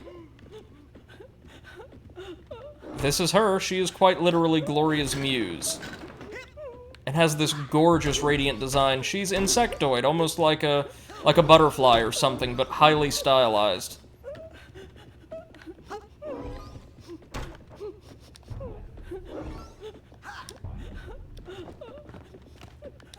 Hold on, let's make sure there's nothing we're missing up in the rafters. Nope, we're not. So let's talk to her. Excuse me, Miss Soleil. I heard you were feeling bad, so I just wanted to say that whatever you're going through, you're not alone. I used to be a performer myself, and I know how hard it is when... Kid, can't you see I'm trying to have a moment here? Sorry, I was looking for Bonita Soleil. You mean the personal muse of Gloria von Guten, her inner sunshine? The spirit of her youth, yes. That's me. What do you want, an autograph? I'm kind of busy here.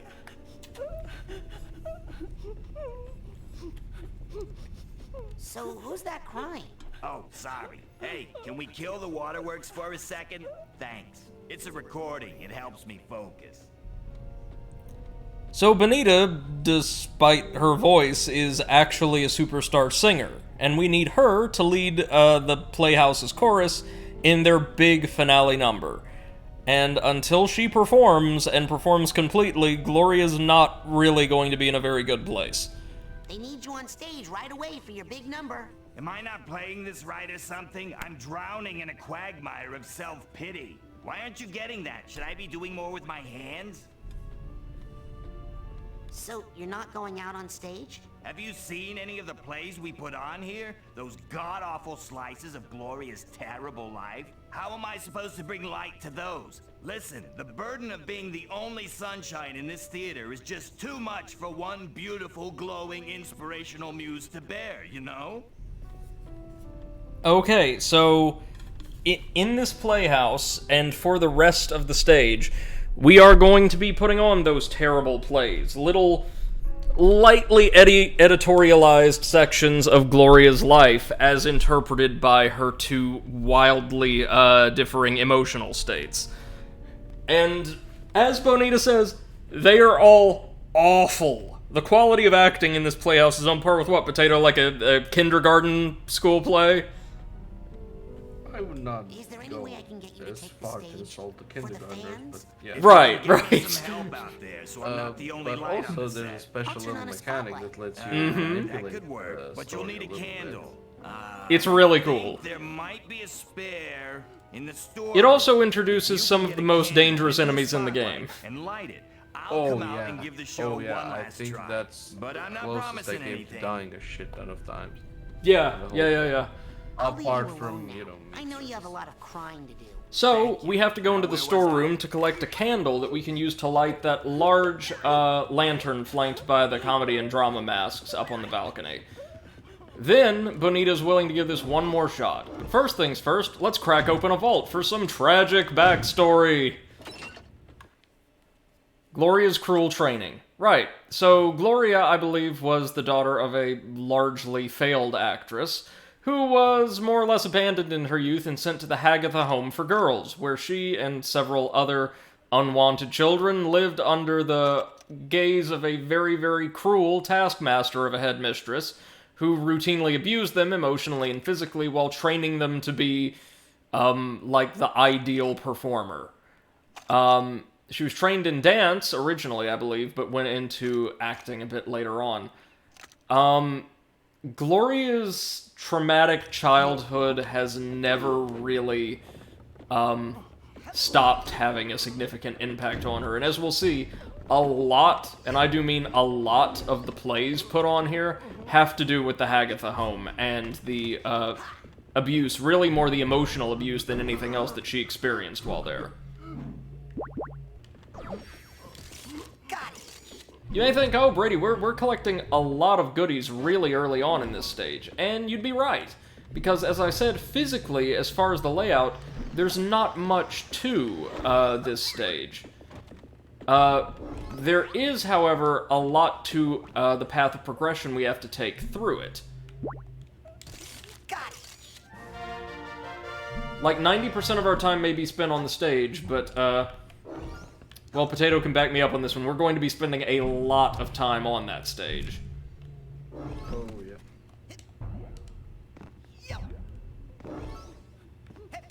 Especially if you don't remember exactly the order that you need to go in. And I'm fairly certain I don't, so this is gonna be fun. Also, get ready for some delightfully, albeit intentionally, obnoxious music. Everything about this playhouse sucks, and I love it. Welcome back, Luna. Hope you're feeling a bit better after getting some food down. Always does wonders for me. Which, in fact, may be part of my problem. Okay, that's 3 pieces of emotional baggage sorted. No, wait, no, sorry, that's just 2. Third one is the purse up here, which we also have the tag for. Nice. Easy peasy. Now all these flying figments will be a bit easier to grab later on, even though I'm stubborn and will try one more time. Yeah, pretty sure that's how you play a violin, you just throw it through the air. Alright. Well, poorly, if you don't throw it through the air, obviously. Alright, so what we're gonna need to do is equip Pyrokinesis, like so. Grab our candle, throw it in there, and light that sucker up to start the show! And also, you know, burn down some of the catwalks. And we're shining the light of comedy onto the stage. About to take the stage. Flower girls in position 1. And action. Tonight, I will be playing the part of Gloria von Guten, the famous actress. In this nostalgic memory of her breakthrough role in the smash hit musical Sunshine Shenanigans! All of these actors suck. And where would Gloria be? Don't worry though, the plays suck without them. Her inner sunshine. The spirit of her Also, don't worry, you can kill them. You have to, in fact, at various points.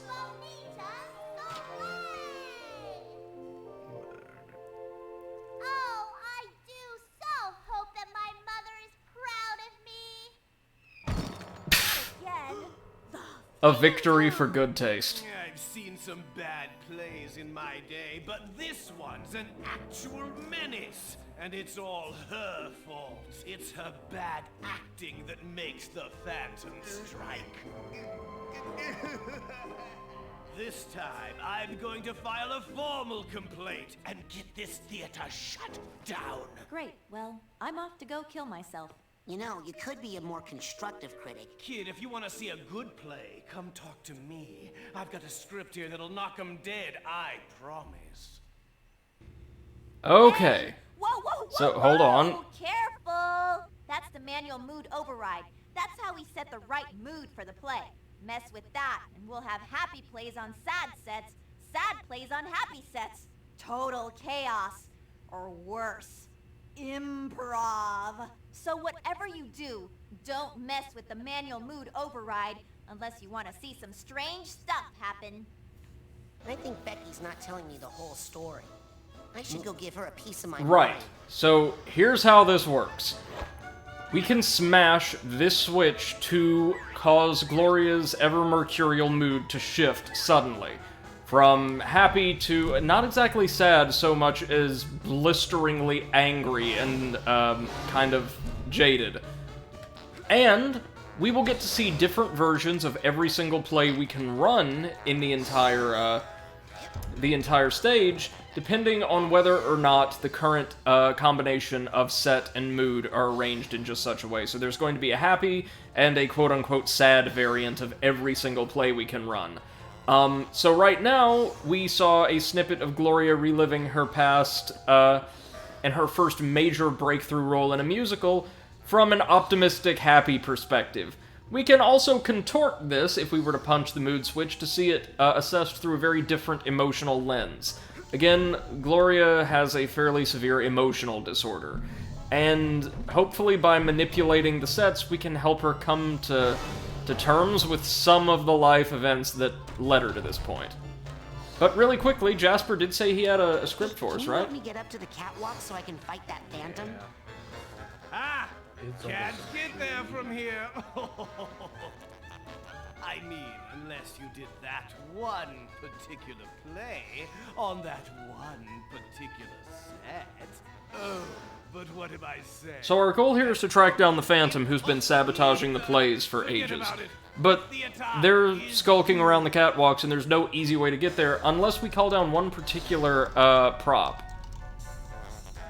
Hey, why do you have to be so hard on Bonita? I'm trying to save you from that mysterious phantom character.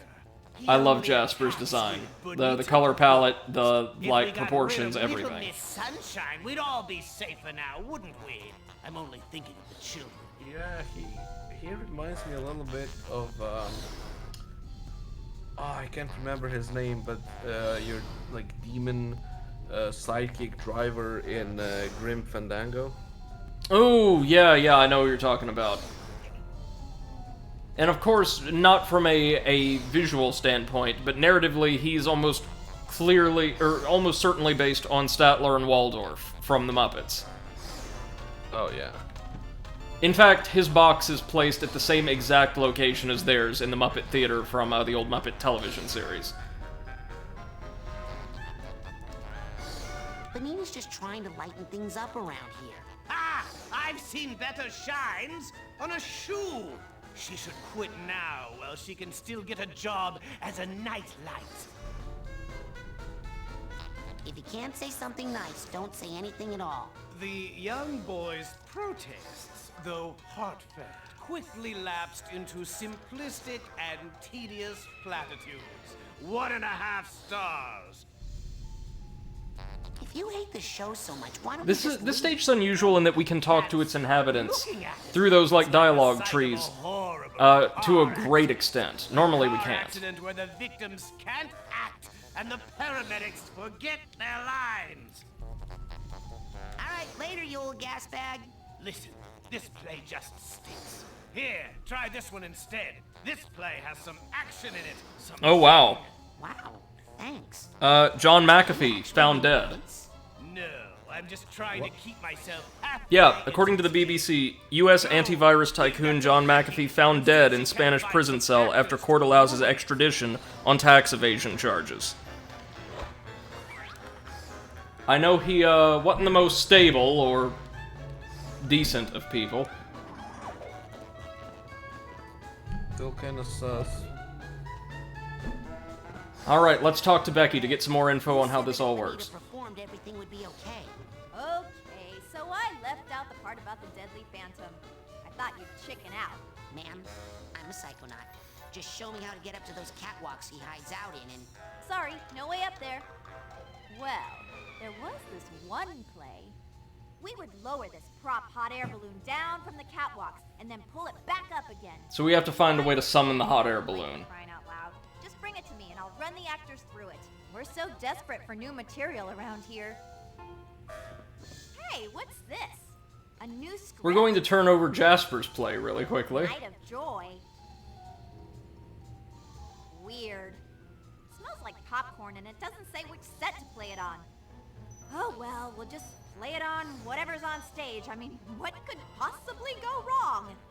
So you have to perform certain plays on certain sets in order to effect world state changes that we can then use to like progress deeper into the intended plot line here.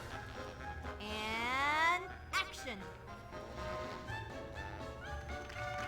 Mother, tell me true of the dad I never knew. He was brave in thought and deed. Can't you hear his mighty steed? Wow. MC says, this makes me think a lot about Lindsay Ellis and her video on Phantom of the Opera. I would not know, I've not seen it. But no, this stage is very clearly inspired by the actual, like, Andrew Lloyd Webber Phantom of the Opera production. We've even got a Phantom to track down as our main villain, or the closest thing we've got to one here for now. Oh, my dear mother! Do you not love my new seaside mansion? Bought with a fraction of the wealth my overnight It is success a really has given satisfying ending. Yes, it is. Gloria, This is one of the game's really touching stages. make you happy. We are so lucky to be together again so that I could share it all with you. And also that you are not even jealous of my youth and fame, though my star has risen so much faster and grown so much bigger. So, yeah, Gloria wanted to use some of her fame, fame and wealth to support the family that wasn't especially kind to her, and as we'll see, that didn't pan out the way she had hoped. Hey, careful there. Somebody could get hurt. Oh, I do not give a damn about hurting these actors or not. They deserve it all for what's about to happen. Okay. Now, figments can appear on any set depending, I believe, on not just the set itself, but also the mood. So really quickly, just to show you guys, we want to return to set number 1, and then go smack the mood override switch. And that's when things get really nasty. Oh, who would have thought that I, Gloria Von Guten, would be starring in my own Broadway musical at such There is a more conventional platforming segment in this stage. It's really well done, but it's also quite short. Well, here it goes.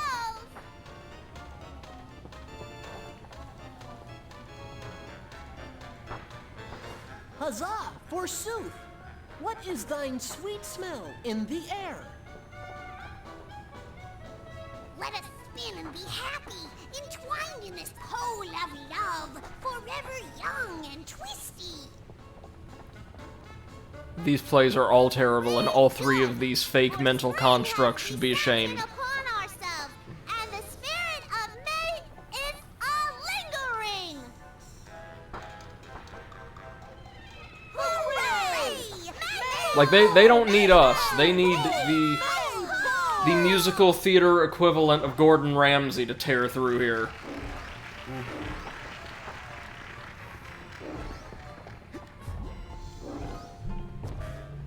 That acting, man, it's too hammy.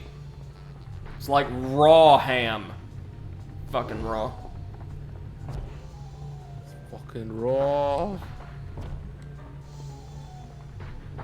I will say, as someone who now has a decent amount of experience as a home cook, I have no idea how professional restaurant chefs manage to regularly leave meats completely uncooked on Kitchen Nightmares. If anything, it's harder to avoid overcooking your food than undercooking it. Most of the time, anyway. I don't know, I guess, you know, when you're rushing things, yeah, you are cooking for like 50 people. And you also don't care at all. Yeah. Okay. If you look at those videos, like, you sort of get the understanding that it's not so much that the chef is bad right. at cooking, they're just bad at caring about it and bad at organizing their help at doing it properly. Yeah, a lot of times they don't have the support structure in place. Right, so when we change the mood to a negative, nasty one, not only are the plays far less optimistic in their outlook, and like rife with self-loathing and hostility, bitterness, all of the actors become hostile. Unlovable child. And they, coming in 3 different varieties, these humanoid flower-based enemies that will spin on the ground attempting to, like, slice us with the jagged edges of their petals, the little dog-suited creatures which will breathe fire on us, I believe, and hostile crows, I believe, are one of our favorite things, right, Potato? They are nasty. They're really fast, difficult to get a beat on, and some of them can take quite a lot of damage. Now, with an upgraded marksmanship skill, however, they do become significantly more manageable. As you can see, I just cleared the entire stage with 1 blast, and the world is a better place. Luna says they bad at everything. Got it. Right, exactly.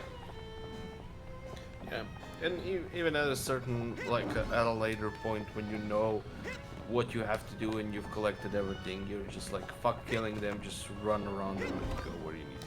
Yeah, absolutely. Couldn't agree more. So, hey, there's the hot air yeah, so there's the hot air balloon. We can't get it to lower, though. A lot of what we're going to be doing here is just like a massive figment hunt across both iterations of every set. And take care of that phantom. But hold on. If you want to see where we actually need to go, let's just drop on in to the seaside set with the negative mood interpretation. Oh, and as you can see, there's a lot more nasties here, and we spawn right next to them. Yikes.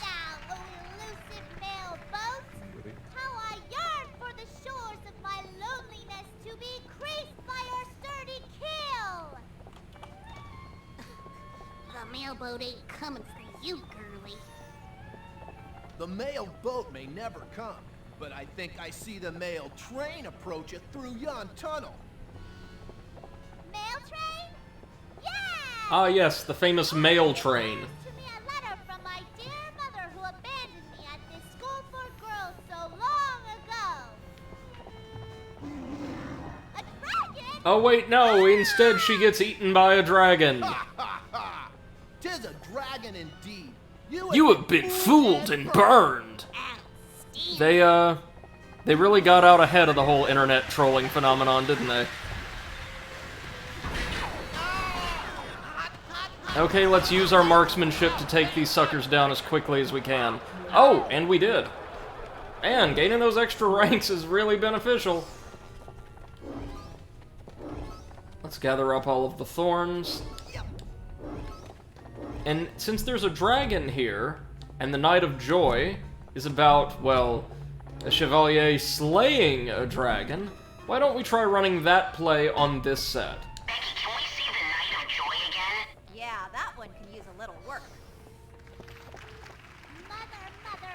All of the dialogue is exactly the same. These plays are not affected by mood, just the stage interactions are. But with that, we defeat the dragon, or Gloria's dad does, I guess. And we're able to climb up it as a platform. Brilliant. Yay! And for the record, not a bad kisser. Oh god, it respawned the actors. Of course it did. There we go, though. Man, marksmanship is the best attack in the game.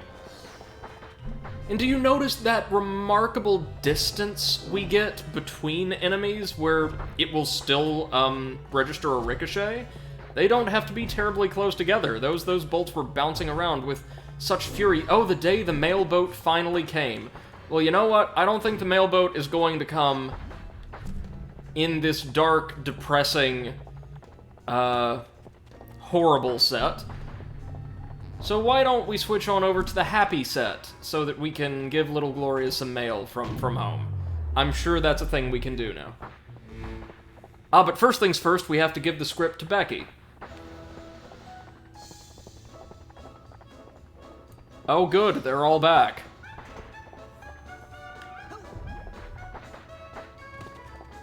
Good boy.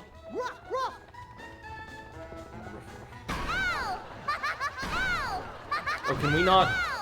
Oh, we can't kill them, unless they're, hostile. Okie dokie. That makes me kind of sad. Oh, another script? The day the mailboat finally came? American police now. Oh my god. Sorry. That was maybe a bit too dark.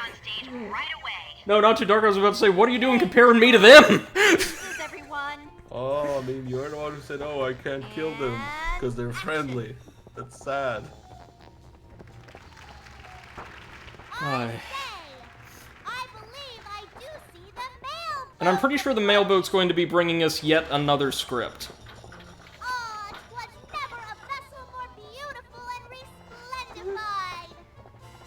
Are you Miss Gloria Von Guten?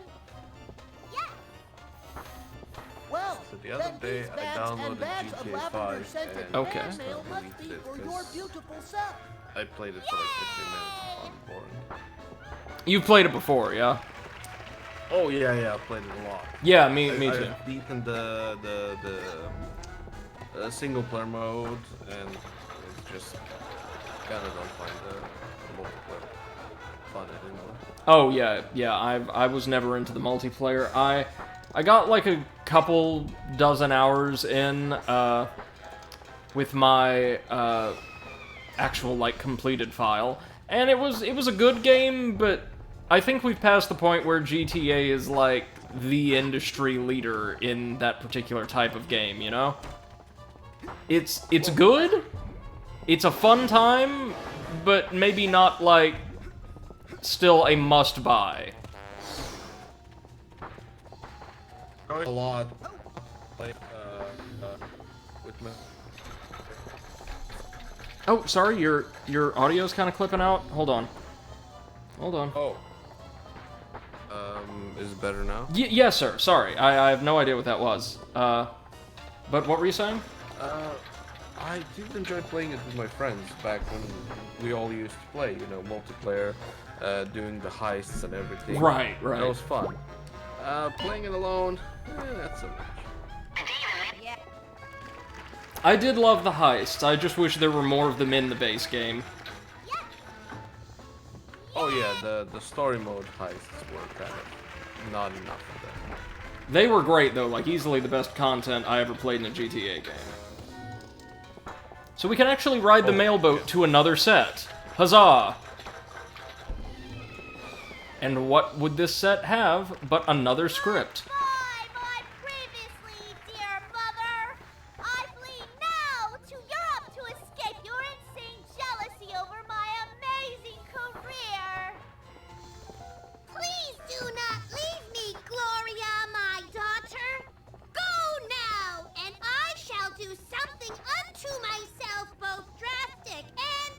Yeah, you can probably already see where this is going.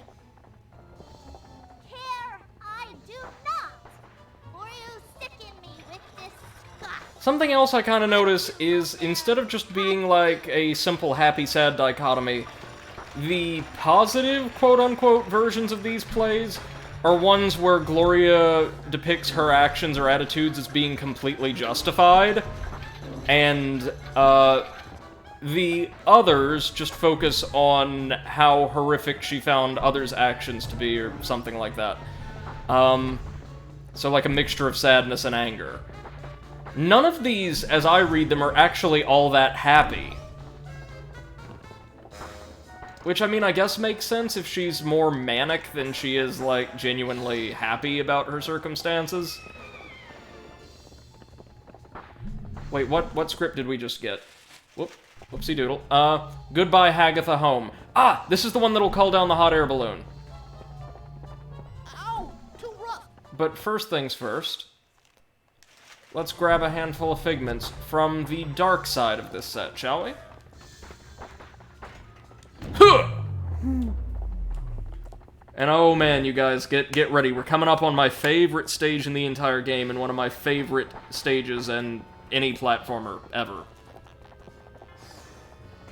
Luna says the dark side. Yeah, really more like the very bitter side, but... I truly shipped my only daughter Gloria off to Hagatha Homeschool for Girls? Yes, and immediately, before she ruins our career. I mean, your career. They really slept on an opportunity to get Tommy Wiseau to do some voices for this stage.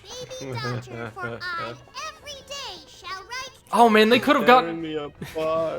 They could have gotten him to voice Jasper. Oh god. Or Bonita, either or. Have you seen the video of him, commenting on the scene from Disaster Artist? Yes! It's so good! Yeah. Oh god, it's almost like a show, like a small sketch about a movie. Yeah. And despite not being, by all accounts, like the easiest guy in the world to get along with, somehow Tommy Wiseau still comes across as really sweet and likable when you hear him talk. Oh yeah. Like he does not seem like a douchebag. It's just he's so oblivious. Yeah. You ever seen his Let's Play series that he did for Machinima back in the day? I think.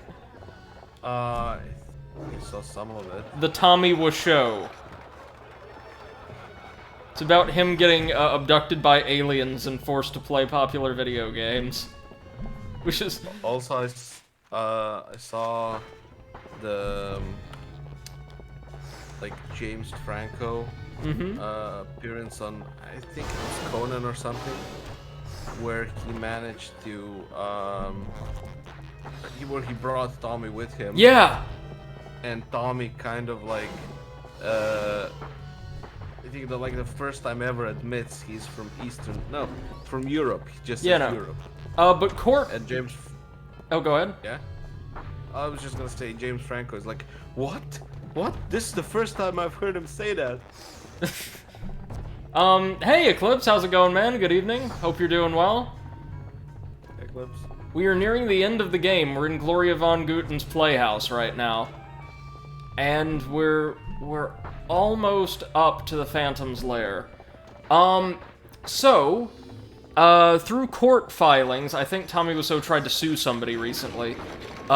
He did have to submit, like, his full legal name. And it was confirmed that, yeah, he's originally from Poland, like a lot of people thought. His name is Tomasz, I think.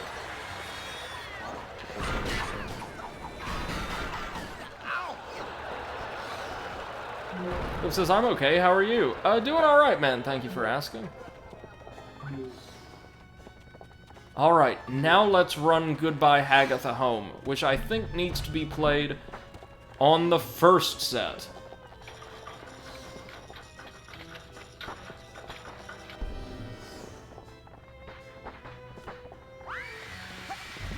Let's just avoid the actors as best we can. Fortunately, the actors go down really quickly. They have some of the least health out of any non-sensor enemy in the game, I think. Now, I forget which emotional state we need to play this one on. I think it's happy? I think so, yeah. I mean, the balloon is decorated with rainbows and clouds, so it would certainly fit this set better. Yeah, and they're like, you know, leaving and everything. As I said, Gloria's Playhouse is not a very long stage, but it is a lot of fun. Oh, that's interesting. Look, when you go into first-person mode when you're holding an item, you can actually see that object in your hands. Was Psychonauts the first VR game? Well, they do have that VR. That's right, Rhombus of Ruin. I think this is the one with the... Which is pretty good, actually. Is that hot air balloon still working? Only I had some VR trials. Right. I've watched a playthrough. It looks good. That's how we know that Psychonauts 2 is going to be visually astounding. Oh yeah, from the trailer, it looked pretty good. It has that, like, how do I put it? Like old school Psychonauts feel while still being like, nice and crisp. It looks like if Tim Burton directed a Pixar movie, more or less. That's actually a really good comparison. Well, it does. It's got one of the most distinct elements of this game's visual design to me is the ubiquity of, like, really jagged lines, or no, wavy contours, things like that. There's not a lot of hard, fast edges or, like, symmetry anywhere in the designs of characters, elements, stages. Everything looks kind of chaotic, you know? Alright, so that was not it. Hold up. Let's try just toning down the happiness a little.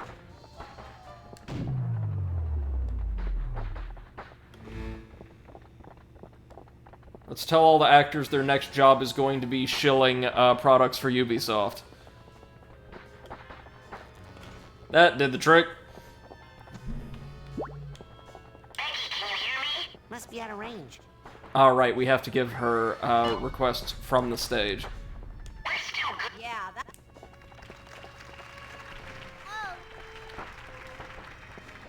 What happened? Well, my family has left me alone. Oh, I don't... Hey, you're right.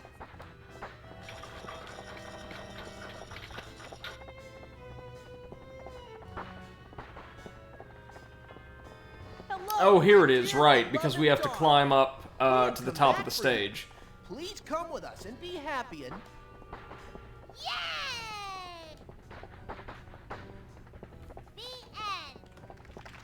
Alright, perfect. There it is. Now all we have to do is clear the stage one more time and we'll be able to get to the catwalks to hopefully stop the Phantom and allow Bonita to perform. And in so doing, hopefully help Gloria cope with her situation just a little bit.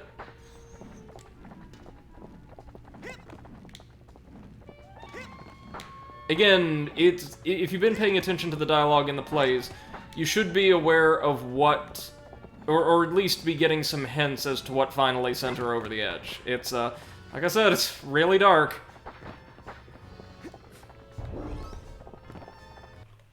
How many figments do we have? We're missing one. Well, that's alright. To the catwalks!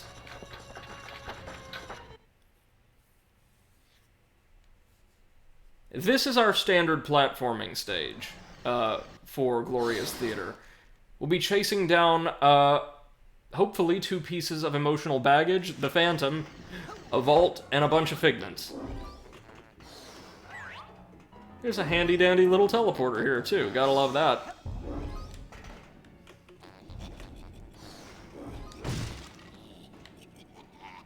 MC says, I forgot that Tomb Raider 3 had loads of raptors and surprise raptors. Did a lot of dinosaur murder. Ooh. Okay, so now if we can, we want to avoid these green spotlights. You are not welcome here. I believe if we step into their range, the Phantom will try dropping a spotlight on us. This is my sanctuary. This is another insanely well-designed stage. I really, really like this one. This reminds me of the kind of platforming courses you have to tackle in the Sly Cooper series.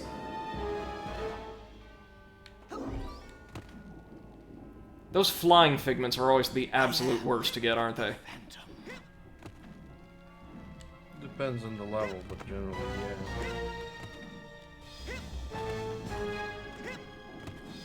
yeah.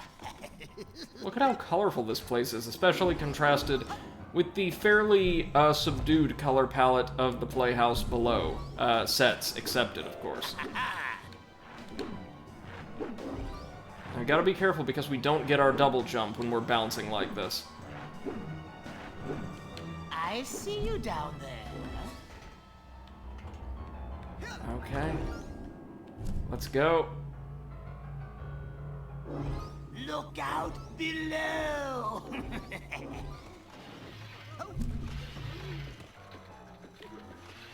I hear a piece of emotional baggage, and I see a tag. I also see a sensor.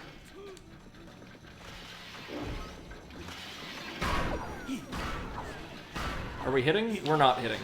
This'll do the trick, though. Just kidding. I am the Phantom is great. Absolutely fantastic. Now if we'll, yep, make it past that one.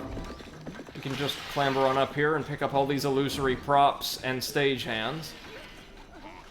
Oh, we've got props acting as guillotines here. That's 2 stages in a row with guillotines.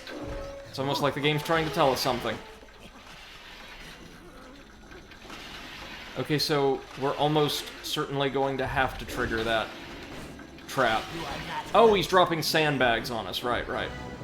As you do. This is my sanctuary. Oh, shit. Sorry. There we go. Had to use our levitate, or levitation to make it through that. Whoopsie doodle. We might have to come back for some emotional baggage later as well.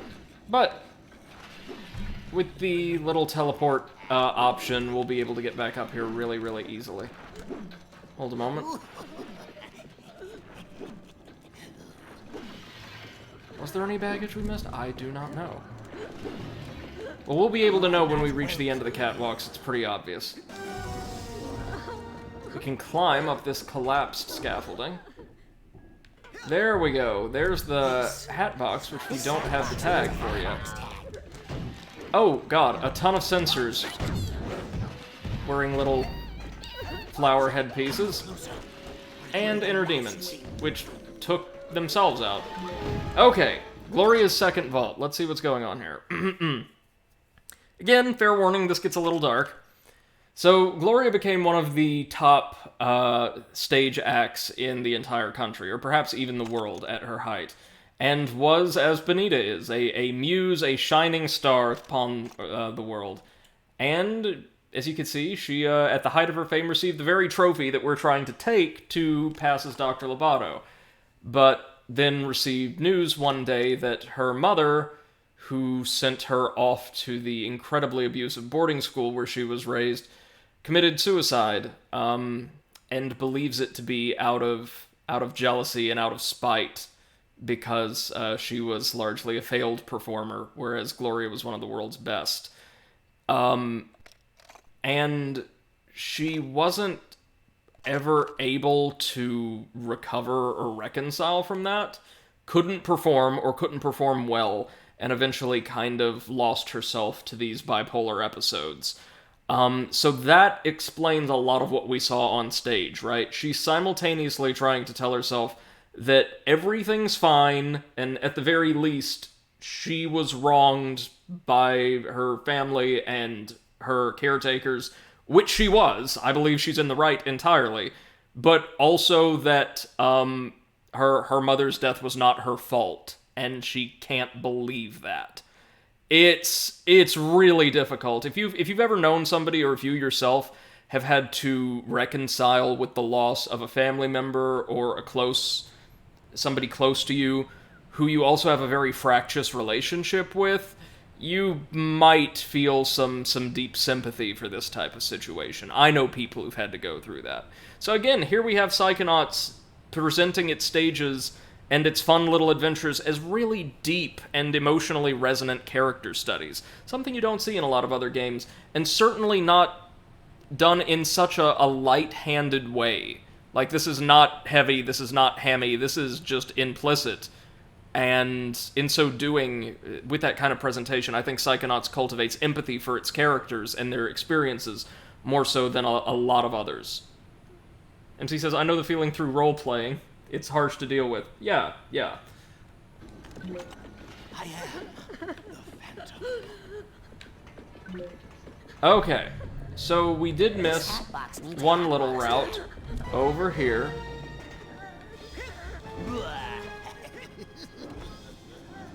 Let's collect all these birds, or prop birds, probably. Oh, there's the Hatbox tag. Well, thanks for showing that to us now. Up we go. I see you down there. Oh, that is a pole we can grab onto. Very nice, very nice. Oh no! Oh god! Look out below. Didn't mean to drop all the way down here. But if we're down here, where's our last piece of luggage? What are the other two we've got? We've got the duffel bag and we've got the hat box. All we can hear right now is the hat box, I think.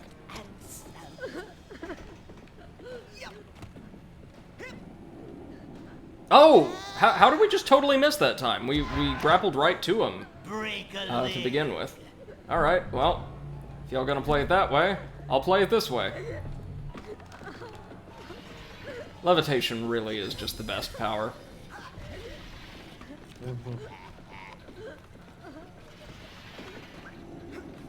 Alright, Hatbox is secured.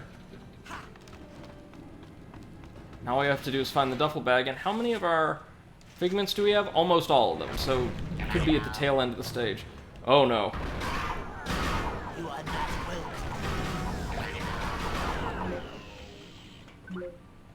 Even these burly sensors can't take that many blasts from our significantly upgraded marksmanship skill. Alright. Come no closer, or it will be the last thing you do. Okay, we've got some trapeze sections here. These can be a little tricky. Bear with me, y'all. Oh, there's the duffel bag. Brilliant.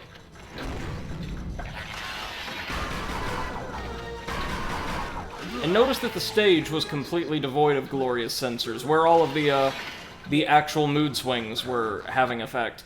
But up here, they're present. Alright. We've gathered almost everything we can here. But wait just a minute. We're gonna head back to the collective unconscious really quickly to grab something we don't have a good opportunity to do so at any other point in this playthrough.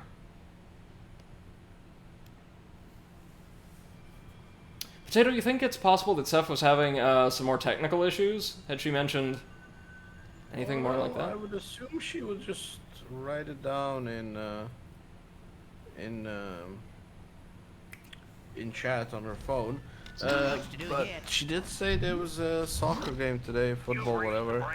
She might be watching that with some company. Ah, right. Germany versus Austria, right? Hungary. Germany versus Hungary. Hungary, that's it. I don't know how I forgot that, but yes. So, if you recall, one of Coach Oleander's psychic vaults was locked behind a cobweb. We can grab it now. And also, apparently, we can just run around in the brain of the main villain without him taking notice whatsoever. MC says sport, ugh.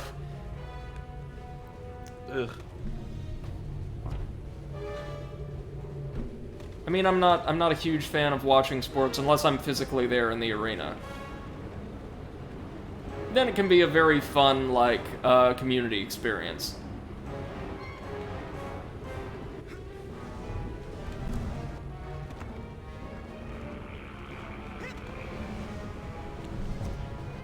Kind of crazy to think that Coach Oleander's stage is one of the most subdued in terms of its theming at this point, right?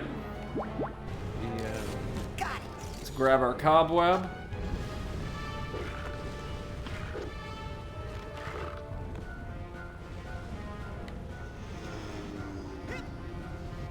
Oh, no. Okay.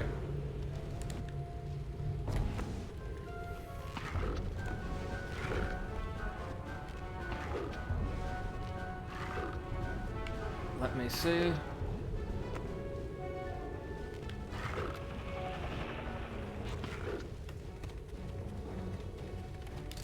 There we go. There's our second vault.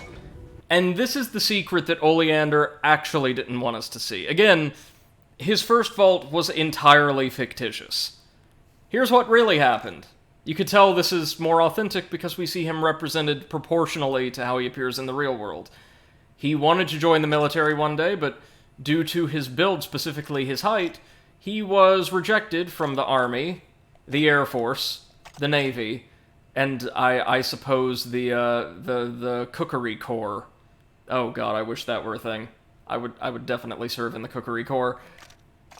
And so he didn't get to live out his fantasy of being like a soldier, being a hero.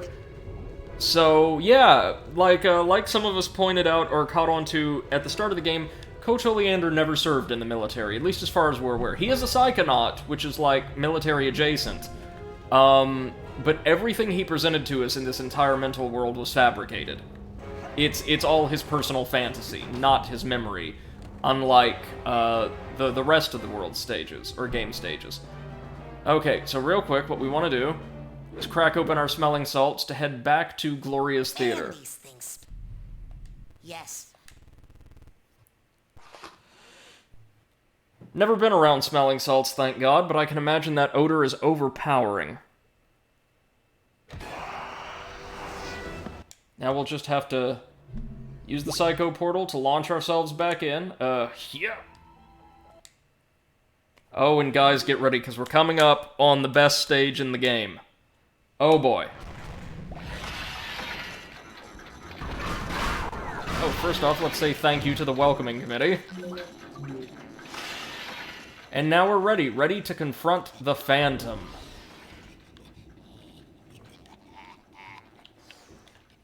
And we are like 4 experience points away from a new Psi power upgrade, so that's something.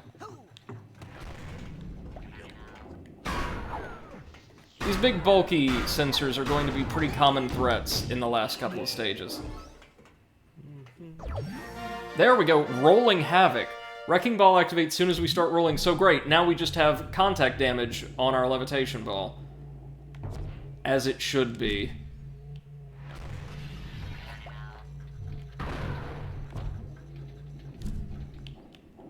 Oh no no no no no no no no no no no no no no no no. Okay, that's fine. We made it down here, we can just teleport right back on up. Or not. Yikes. Okay, take that back. Let's just run the entire thing over again.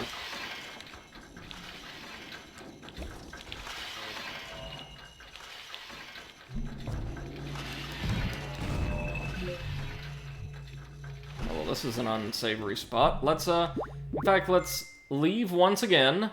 Man, yes. That way we can hopefully warp back to the little teleporter up above.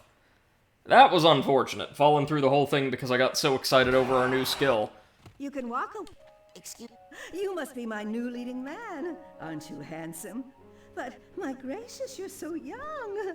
Tell me, why do they keep casting me with such mere babes? I guess that's the curse of having an eternally young face. Yeah, she's still not quite there, but we're helping. We're helping.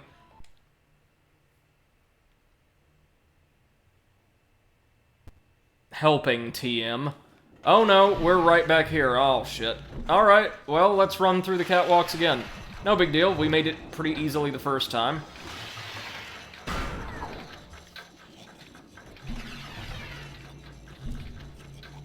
The range sensors are nothing to worry about. And with Levitation Ball, we're able to skip quite a bit of the platforming. Very handy little tool, that. Thanks, Coach Mia. You are not welcome here.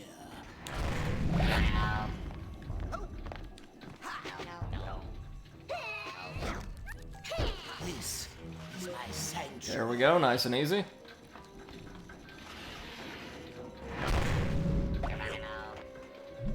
Come no closer. That will be the last thing you do. Now we just have to ride the trapeze. I am the Phantom. And there we go. Oh god, I love that ricochet. Love that ricochet. As much as I love all of our, like, bonus powers, or those we uncovered here at Thorny Towers, the powers we got from our instructors continue to be, like, the very best in the game.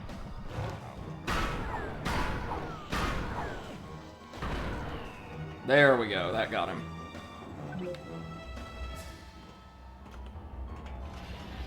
Hold on. Can we perhaps use invisibility to just pass right by undetected? Why, yes, we can.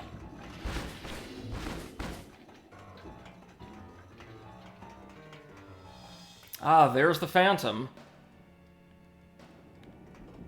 But we can't do anything to him quite yet, can we?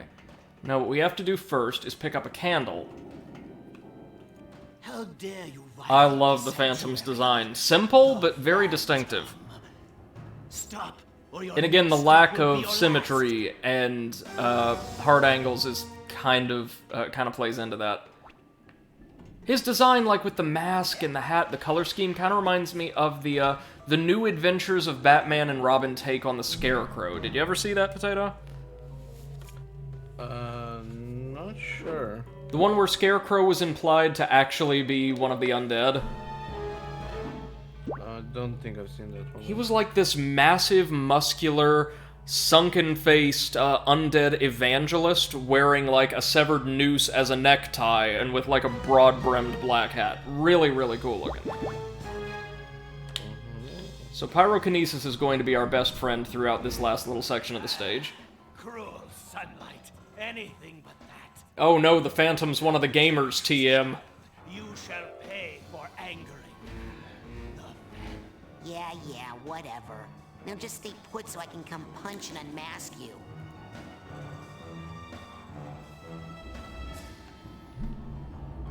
Alright, let's do this thing. Boss time. Oh! Or throw ourselves into a pit because our levitation ball broke away from underneath us. Again, it happens rarely, but there are some collision detection issues with the levitation ball. And I'm not entirely sure what their cause is. It just happens sometimes. Like, it happened several times over... Oh god, where was it? In Mia's dance party.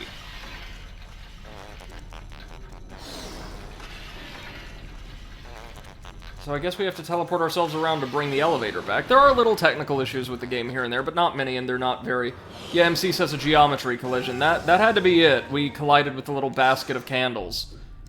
But normally that does not happen with the levitation ball.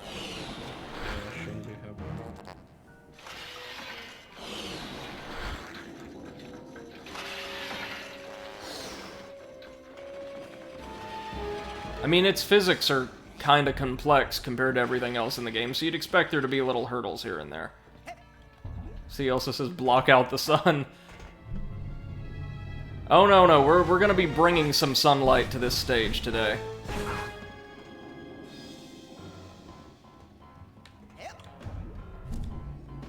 There we are. Let's grab this random violin and then head out to the stage.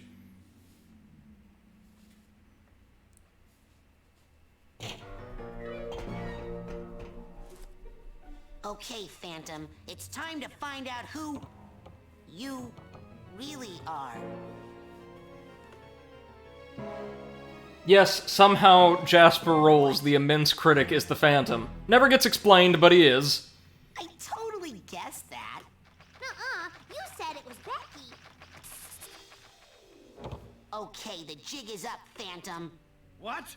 Why, I never. How dare you accuse me of being the rugged and romantic scoundrel that has thrilled and terrified audiences for years? Yeah, I guess you're right. He's so agile and limber and thin. So as you could probably expect, this character caused a little bit of a discussion about whether or not it was intended as a commentary on criticism overall, like media criticism. Like a really rude stereotype of a reviewer.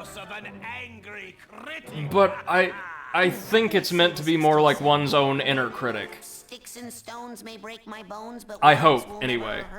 Otherwise, it's incredibly petty and rude.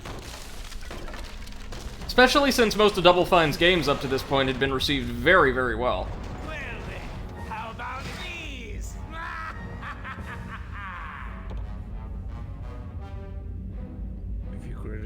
Us, this is what we think of you.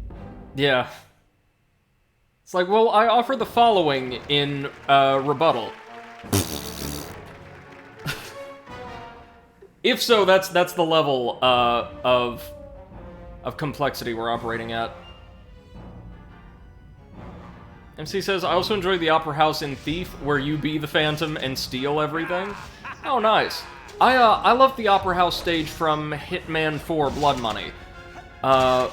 Where you have to assassinate, like, a corrupt ambassador and, like, one of the star tenors, I think, who were involved in a human trafficking ring. It's a really complex stage with a lot of different ways of going about your objectives. Now, tricky thing about Jasper, he can lead you. And we have to slowly ride the score all the way up to the catwalks, where we can place a candle in one of the spotlights, light it up, and send him and his balcony, or his box rather, crashing to the stage. Kill that kid with the goggles! Oh, I couldn't use my Super Slam. Which is alright. With our Ricochet ability, we're able to bring him down pretty quickly. We just have to do this 3 times and then he's done. You'll pay for that one, Spotlight! MC says, so basically Jasper's the inner child and self-loathing? Maybe, kind of. I've always read it as, like, a very literal realization of the idiom that you are your own worst critic. Not good enough! Ah. A terrible fighter, not up to the task at hand. Jesus Christ, he can lead us really well once we get near the top. Just plain bad. Alright. The crowd would have been disgusted had they met. There we go. And once he hits the floor, he just calls in reinforcements. There's absolutely nothing else he can do.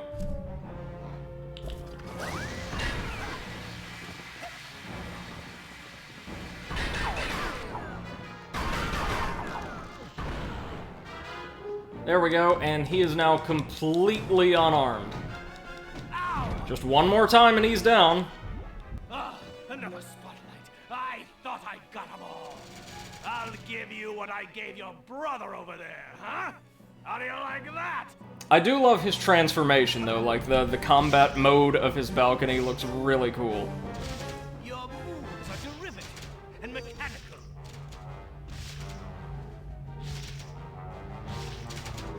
No, your technique is bland yet irritating. He's basically Immortal Unchained's creators when they hear the words Dark Souls. I'll kill him before he gets over here. So now he's called forth the entirety of the hostile cast to attack us. And Jasper rolls his down. That's a good boss fight. Fun, not overly, like, mechanically complex, but requires you to use stuff you learn throughout the stage. And he himself looks really cool.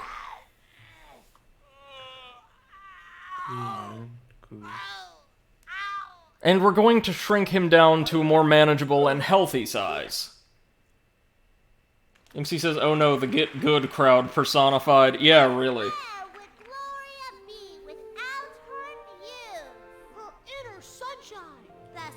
Earlier, Potato shared, like, a statement from us that apparently, according to George R.R. Martin, Elden Ring is some kind of Dark Souls sequel, which just sent me into a tizzy. I don't want it to be 90% fan service, bless you. I really don't, but considering how much Miyazaki loves going back to the same tropes and the same character designs over and over and over again, I'm really worried. Sekiro was safe because they had to go to, like, a completely different world, and they did some really cool things, but... You're no good. This place stinks. It's worse than ever before. Oh, I can't believe you call this theater. I can't even see it from down here, but I know it's bad. Can you hear me? Oh, you've got fat arms, you hear me? Big fat arms like a wrestler. A little tacky gobble hanging from your neck. Oh, your knees are ugly. And you snort when you laugh. So with Jasper being subdued and Bonita able to perform, we've actually restored a little bit of confidence and serenity to Gloria. The spotlight is all yours. I believe I shall happily retire while I'm still young. And she'll let us take her trophy now. Finally, recognition for my acting talents. I actually really like Gloria as a character, and I'm happy that we were able to help her out. What are you doing out here, Gloria? I can't remember the last time I came out here at night. It's so beautiful, isn't it? These plants could use a little water, though. Now, where's that hose? But now we're off to meet my favorite character in the asylum, and also the host of what I consider to be visually, mechanically, and certainly narratively, the best, most well-realized stage regarding Psychonauts' concept, at least, in the entire game. Let's go meet the art therapy patient, Mr. Tegley. Now, this is another area where, the game's art style apparently occludes us from grasping something about a character we might have been intended to much earlier, but just something to keep in mind. As far as I'm aware, compared to a lot of the rest of the cast, except maybe like Ford Cruller, Mr. Tegley is quite old. He's like, I think meant to be in like his late 50s or early 60s, whereas most other people aren't even in middle age yet. Even older, you think, Potato? Yeah, even older because Oh right, he remembers like the 50s. not just that, I think like at a certain point in the game, you find out like the asylum has been closed for like at least 70 years. Oh, right. But, wait, 70? Well, that couldn't be because, Boyd was one of the inmates here. Oh, it says he's likely at least 70. Okay, so yeah, just heads up, he's considerably older than almost everybody else in the cast, but looks great for his age. Edgar Tegley, my favorite character, or one of my favorite characters in the game. That is my patron. Oh, okay, 55 years before the Looks like Dr. Lovato to me. point where the game is happening. Okay. When the asylum closed. So why don't So, you know, assuming he was at least 15 when he was admitted, he would be at least 70. It's also entirely possible some of these are inmates from other psychiatric hospitals that Lovato and friends have kidnapped to experiment on. Possible. Wow. See? Sometimes you just have to... Huh. You painted a bullfight over the doctor's face. Yeah, all Edgar has to do to leave is complete a portrait of Dr. Lovato, but he can't. Every time it is the same. The matador, the bull. How I despise you both. But my hands won't let you go. Or Ed. Yeah, his story is pathetic, more or less. A prisoner of art. A prisoner of art. Well, I'm gonna go downstairs. You good? I'm good. So, yeah, as you could tell looking around, Edgar is a very, very talented artist. And all of his work is done on black velvet, a absolutely gorgeous substance that can be used to create some of the most visually striking artwork in the world, in my opinion. And his style is influenced very heavily by, like, popular Mexican art styles of the 19th and 20th centuries. So there's a lot of the types of aesthetics you would typically associate with Dia de los Muertos celebrations, you know, like Mexican pop culture and art. And something you may not know about me is I absolutely adore those aesthetics, and you can already see where this stage is going. If he says pathetic is important too, I don't mean pathetic as in a derisive sense. I mean it as in he's quite honestly a pitiable person. And I would also argue that since we've had to dig a little bit for some of the broader meaning of the other character stages, right? Like we've had to do some interpretation. Edgar's is maybe the most immediately relatable out of them all. Not in the specifics of what he went through, but instead the problem he's facing. I would argue, and I will at the end of the stage, every single one of us, every person in our community, everybody in the world has been Edgar at one time or another. That said, let's explore the most striking area in the game. Oh god, I love this. I love this! It's what I look forward to every time I start a new playthrough. What is this? Are you working on an abstract piece? It's also one of the first stages, because I played Psychonauts when I was still quite young, maybe like 10 or 11, that got me thinking really seriously about game design and the way areas and encounters are put together from a conceptual standpoint for the first time. Welcome to Black Velvetopia. Oh my god. Oh my god. This is... it's just the best. Got no other words for it.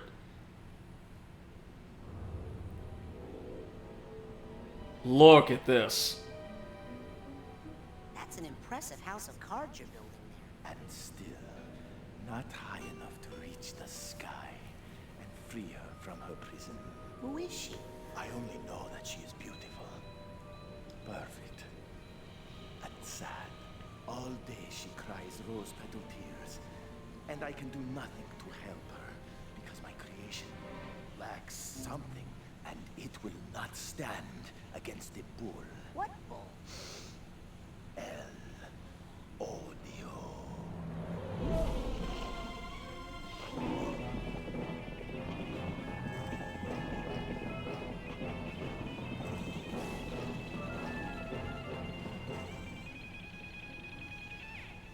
Somewhere along the way, feel that I lost something important, but I do not know. I think it's your queens. You want me to go look for them? Bring me any cards you find. I must complete this tower. Yes. Yeah, and so we won't get to visit Edgar for a little while because El Odio is whisking us away into the street of a very crowded village, where we're going to have to find the queens while, avoiding the bull himself.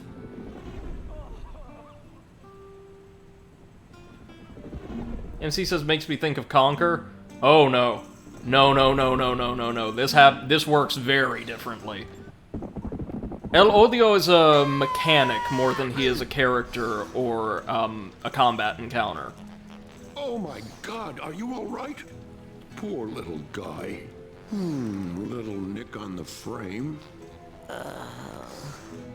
Maybe I can cover that up with a price tag or something.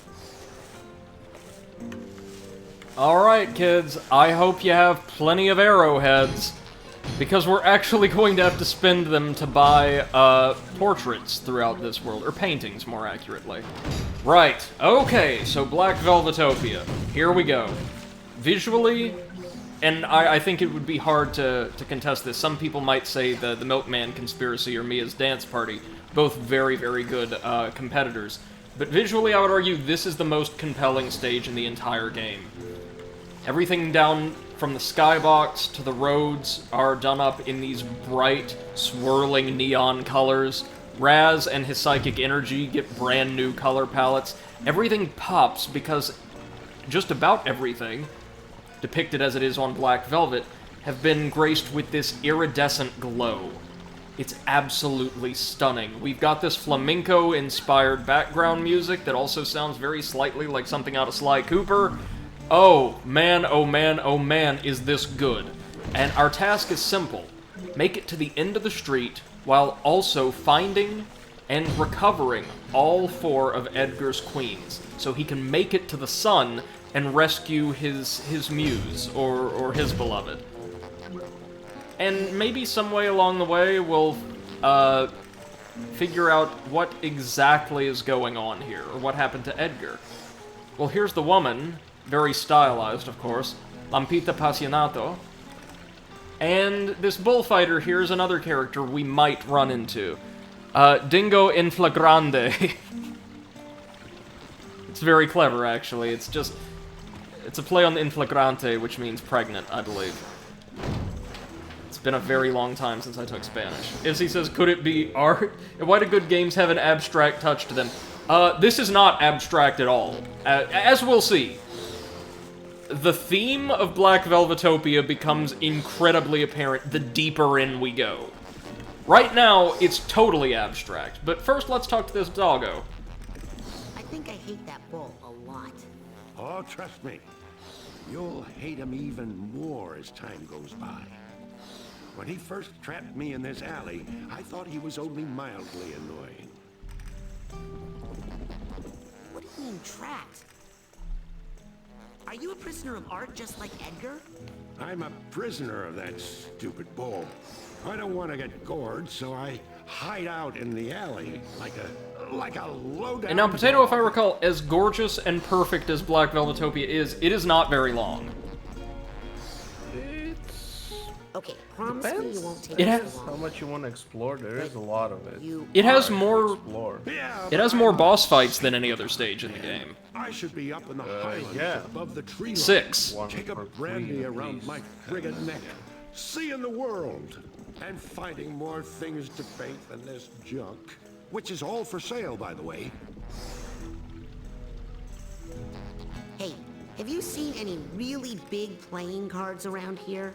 Now that takes me back. Poker night with the guys. Man, I miss those dogs. Uh-huh. I love Raz's new design for Velvetopia. Oh, right. It'd be great in the sequel if you get, like, a different costume for every world, or if you have the option to switch between them. I'm kind of convinced they're gonna do at least some skins. I mean, after this, God's sake, how did this game not get a sequel after people saw this? Those are exactly the cards I need. Where are they? forget about it. They're guarded by some pretty nasty characters. It also wasn't marketed effectively at all You're at better release. off just hanging out here and turning your head just a teensy bit to the left. Okay, I'm off. Well, see ya. Keep off the street now. MC says sequels are hard. Not for folks with these kinds of ideas, anyway. Okay, so we can buy portraits or paintings from all of the dog merchants, based on the dogs playing poker, of course, all throughout the world. Yes, enjoy your new art there. The rose only cost 5 arrowheads, and the archway is completely free. But hold on now, we can use our clairvoyance on them? Well, let's have a look-see. It shows us exactly where we can use them, and to what effect. Haha. Oh, I did not know that. Yeah, if you stay in the inventory section for a bit, every item that can be engaged with clairvoyance will have the clairvoyance icon appear, flashing over it.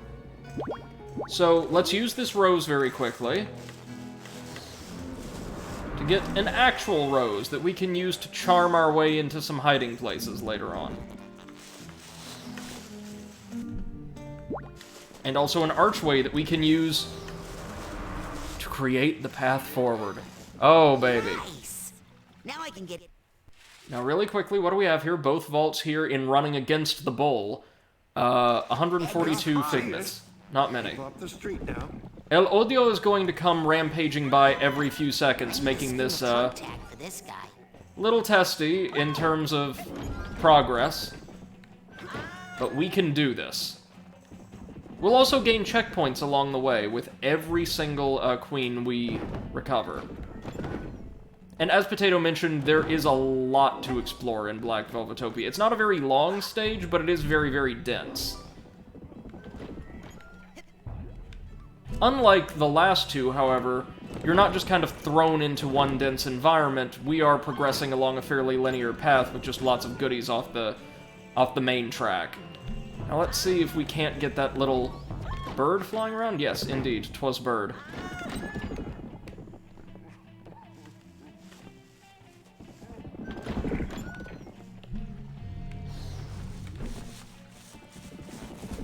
Let's get the crossing guard really quickly.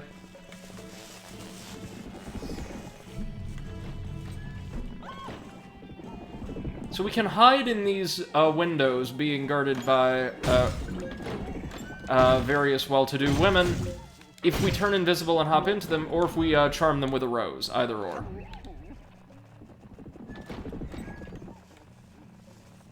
We'll only need to do so a couple of times throughout the entire stage, if I recall correctly. Maybe not at all, given... You can do it without doing it at all. Yeah, that's right. I only later figured out what the roses are for. Yeah, no, it is not intuitive, especially if you don't have clairvoyance, or you don't use clairvoyance. Ah, now whatever could be down this alley, aside from scores of illusory underwear.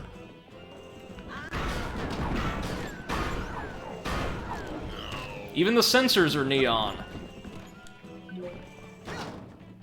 Now, this might just be me and my incredibly tacky sense of style, but I love the neon everywhere. Oh, no, like, visually, this is one of the best areas. Mechanically, I just loved the Milkman Conspiracy. Because it's evocative of the old school adventure games that Double Fine worked on, right? Yeah, it's also like, it's a bit, you know, like a puzzle. Yeah. Also the trippy, like, winding around areas. Did you know that those nightmares you fought as mini-bosses in that stage were initially meant to be fought in Mia's dance party? Like, they would break out of the area where she had contained them, and you'd have to, like, wrangle them? Oh. I assume they probably thought it was too complex. Too complex an opponent for an early game training stage. Which makes sense. Perfect sense, really. And so he says it's also reminiscent of Coco. The film, right? Okay, we've got inner demons. Sorry, we had inner demons. Well, yeah, this kind of Mexican pop art aesthetic has been gaining popularity recently, which I really appreciate. It's one of my favorite aesthetic styles, certainly in the West, anyway. Are we nearing? Yep, there's our first queen. Queen of clubs, it looks like. But the bosses are really easy, the ones for the queens. Yeah, they're lots of fun, though, and their presentation is great. Yep. Okay, so we're in an area inspired by, like, Mexican pop culture. What are these bosses going to be, friends? Oh, we all know what they're gonna be. Oh, yeah, we clearly know.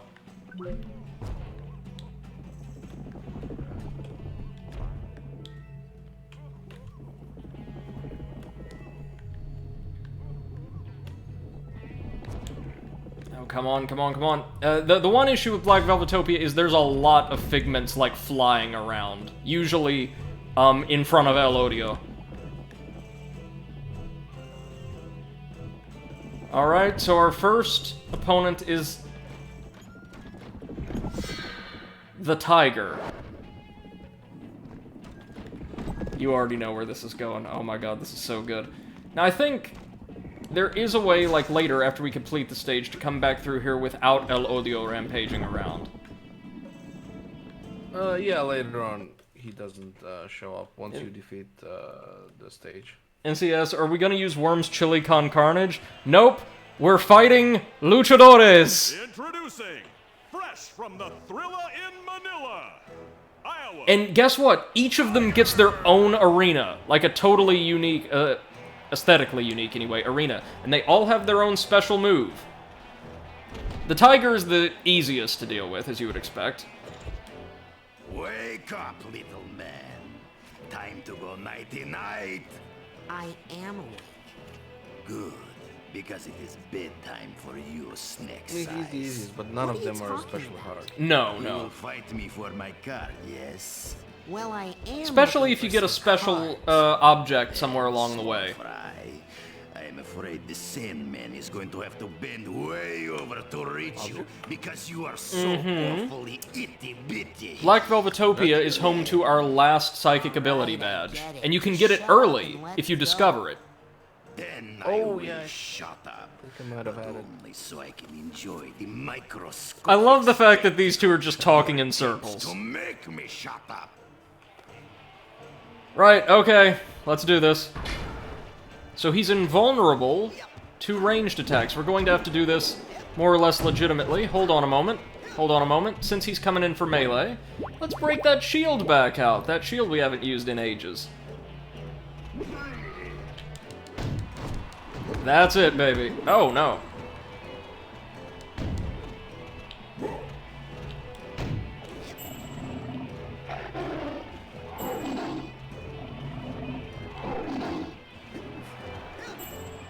There we go. You cannot get greedy in these fights, however, because they will be open for, like, all of one attack at a time. And then they get some pretty silly iframes. Come on. Oh, right over us. I mean, alright. So our shield does not damage him, but it does stun him, which is the desired effect.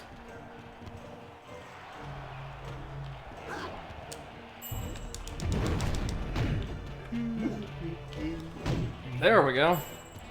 What are you up to right now, Potato? Oh, I'm just looking at some memes. You happen to catch Cinnamon Toast Ken's first Cheaters video? Is that like one of the last few days? Yeah, the one with Hilly. Sleep tight, kitty. Then not yet. Oh, man. A bit behind. Ipsy says Tiger more like Fatger. Well, they're all bigger guys. But very agile, as you can see. By defeating him, though, we get our first card, and we get to return to Edgar in the plaza to help him build a little bit of his tower of cards.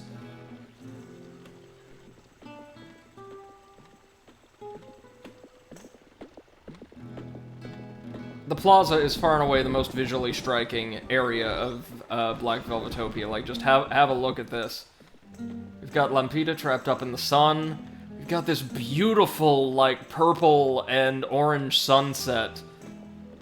Like, painted as a kind of sloppy haze all around, around the sun. My god. This is Edgar's Sanctuary. Welcome. Let's just grab all of the figments we can. And notice that there are a bunch of fountains in the shape of one of the luchadores surrounding the courtyard. All feeding into this... Well, it's less of a central fountain and more just one kind of... Not even a moat, it's just a mess on the ground.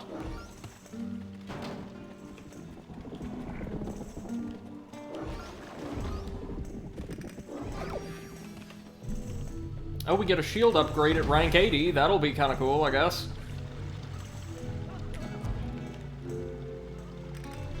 Oh, there's the purse tag. Let's sort some baggage. Because, dear friends, you know we want the Black Velvetopia concept art.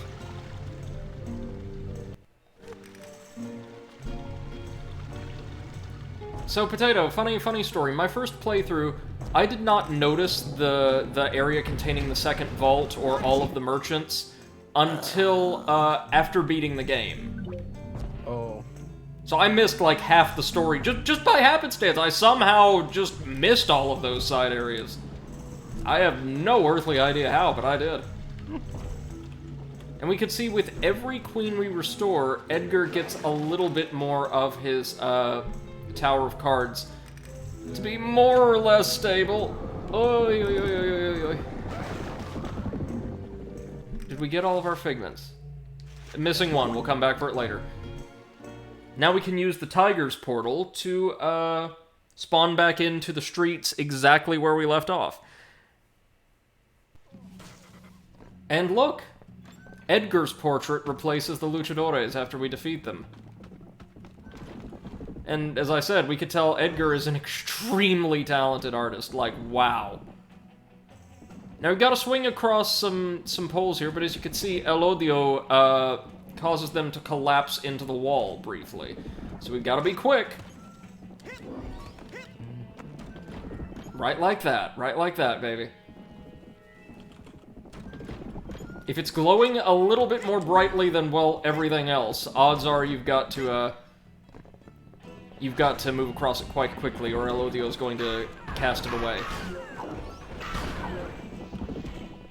Oh my god, upgraded marksmanship is so good.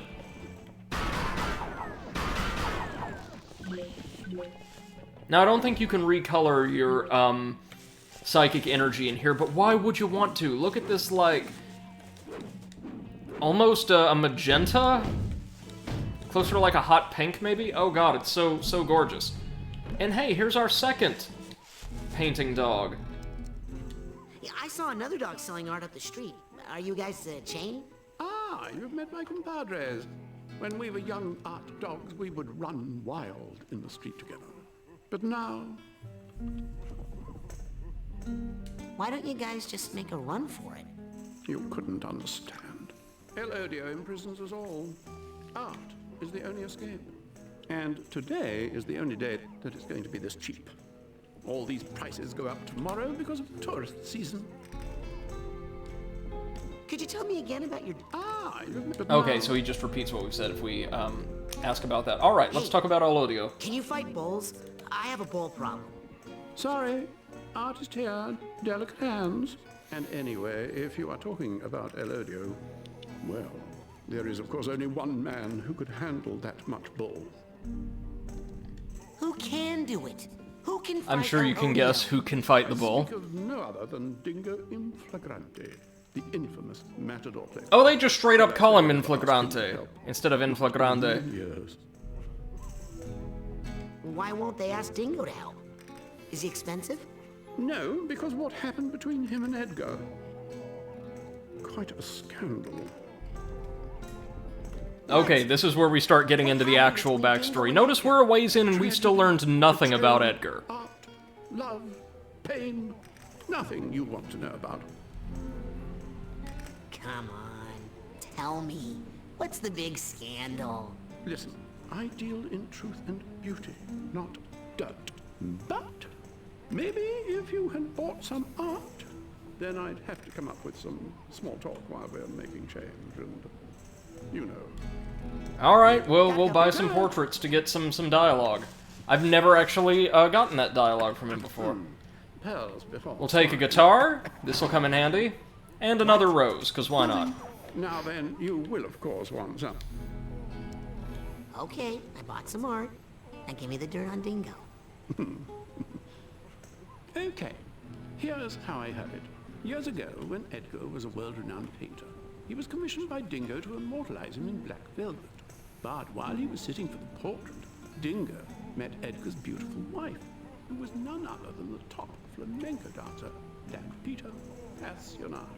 He seduced the dancers, and the two ran off together, leaving Edgar with the unfinished painting and a broken heart. Since then, Edgar thinks of nothing but the treacherous pair, and since then, our streets have been ruled by El Odio. I think that Dingo sounds like a jerk. He gets an unfair rap because of his looks. As a collie, I know how hard it is to be resented for your beauty. It's like being forced to wear a golden robe with a diamond "Kick Me" sign on the back. Must be tough. Yeah, I work it out through my painting. Whoa. Yes, that's what we need around here. Some paintings of Dingo and bulls. Yeah, good idea. Okay. So everything we just heard about like Dingo, Lampita, and Edgar, it's not entirely accurate. In fact, I'll go so far as to say none of it is. But that's what the game wants you to know so far. Absolutely, well, I shouldn't say none of it, but very little of that has anything to do with Edgar's actual problem. Oh, we've made it to Luchadore number 2, however. The dragon.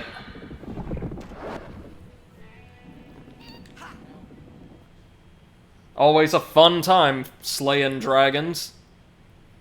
Or so Bethesda would want us to think. Introducing And inexplicably Thomas the Tank Engine. Dragon!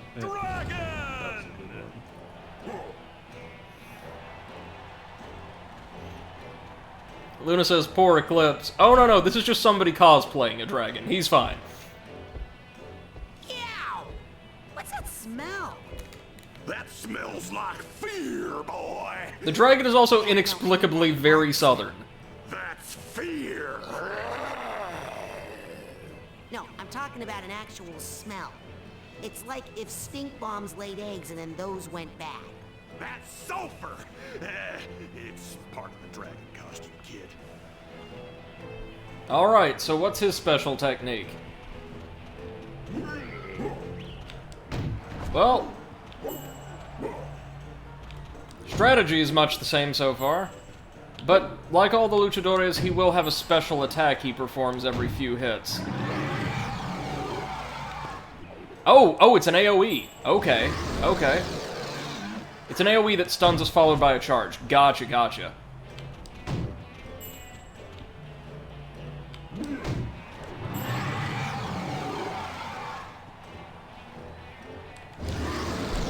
Oh, we have to be airborne to dodge it. Okay, we can't. Yeah.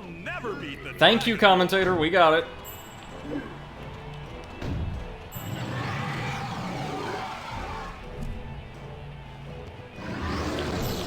And now he's wide open.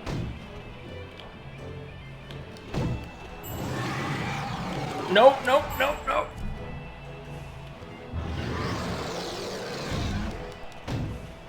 One more. That's got him. MC also says poor Eclipse. Soon they'll be dragging your ass out of here. Hey, are you awake? Did you hear that? And like that, we're halfway to El Odio, but not quite halfway done with the stage. Or halfway to Lampita, I should say, sorry. Considering how many hits you can get onto them for each, like, phase where they are vulnerable, it actually isn't even a big deal if they hit you. Yeah, you could. Every single time. With the exception of the last luchador, I'm pretty sure you Oh, can yeah, just last face one. tank them all. Still smell that guy. Yep.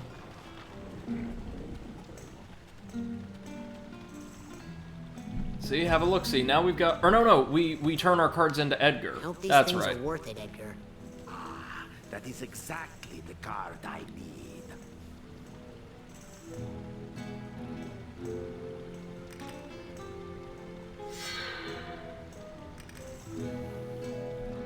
Here you go, Edgar. Perfect. One step closer to her.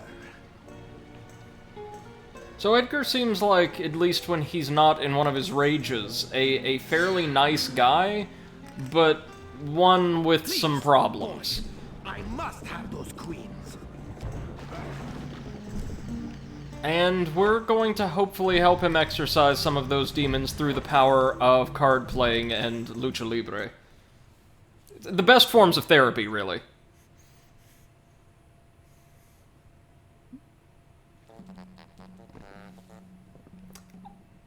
Okay, so here, really quickly, let's throw up our rose painting.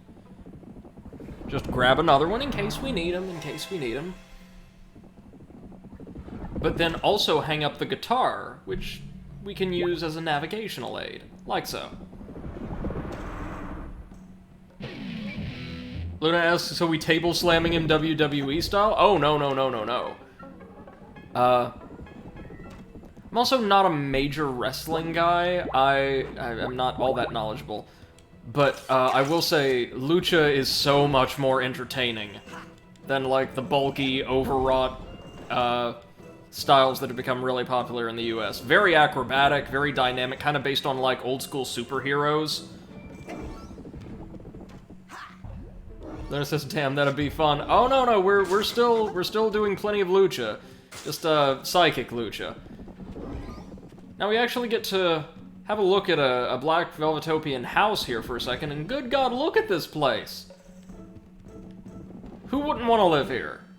I mean, I guess people who aren't terribly fond of the idea of being gored by a bull, but, I mean, that's so few, it's not really an issue.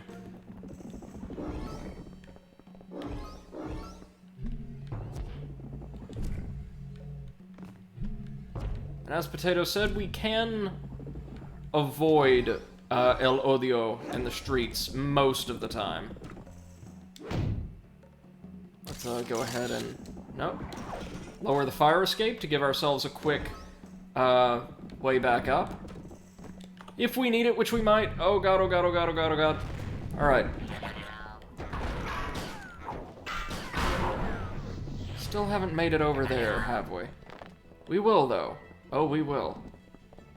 And I believe the censors are wearing the same hats. No, they're not wearing the same hats they did in Waterloo World. These are slightly smaller. Oh, it's Seth.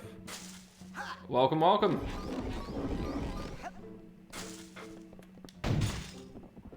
We can't hear her though.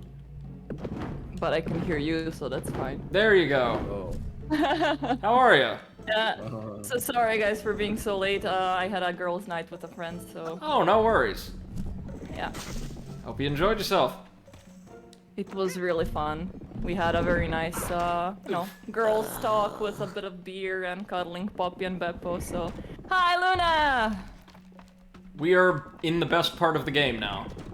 Yes! Yeah, Beppo agrees. I don't know if you've heard it, but yeah. Well, good. Even animals should be able to recognize how brilliant Black Velvetopia is. Bounce. Oh! There we go.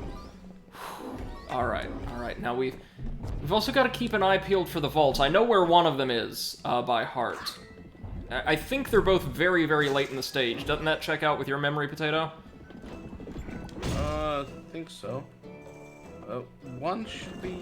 One is underground. Edgar's area? No, isn't one in Edgar's area? No. Or am I misremembering that? There's lots of figments and a piece of emotional baggage in Edgar's area. Ah, here's the sewers. Without context, that's really weird. Welcome to the sewers, which, Huh. Oh, Luna asks, Seth, I presume, how are you? Oh, Luna, I am fantastic. I really, really enjoyed this girl night. I feel like I needed something like that for a while. Yeah, and it's really funny because this friend is Discman's girlfriend. And we really hit it off when they started dating, so yeah, she's now an actual friend of mine instead of being, you know, girlfriend of a friend, so yeah. So, really quickly, these sewers don't quite mesh with the aesthetics of the world up above, do they? Not really, no. What does this look like? A psychedelic dream. Gettery diarrhea. Like a crazy, like, school gymnasium, right? Yeah, a little bit, yeah. I feel like I'm back in high school, which is weird because I'm only 10. It looks like whoever is pissing in those sewers should be pissing.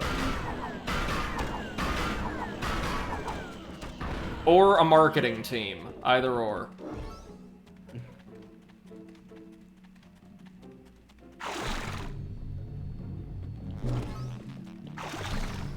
So, yeah, here's where we get a little bit of actual context surrounding Edgar and his situation. He's thrown an entire high school, a more modern-looking high school, straight down into the sewers in his world.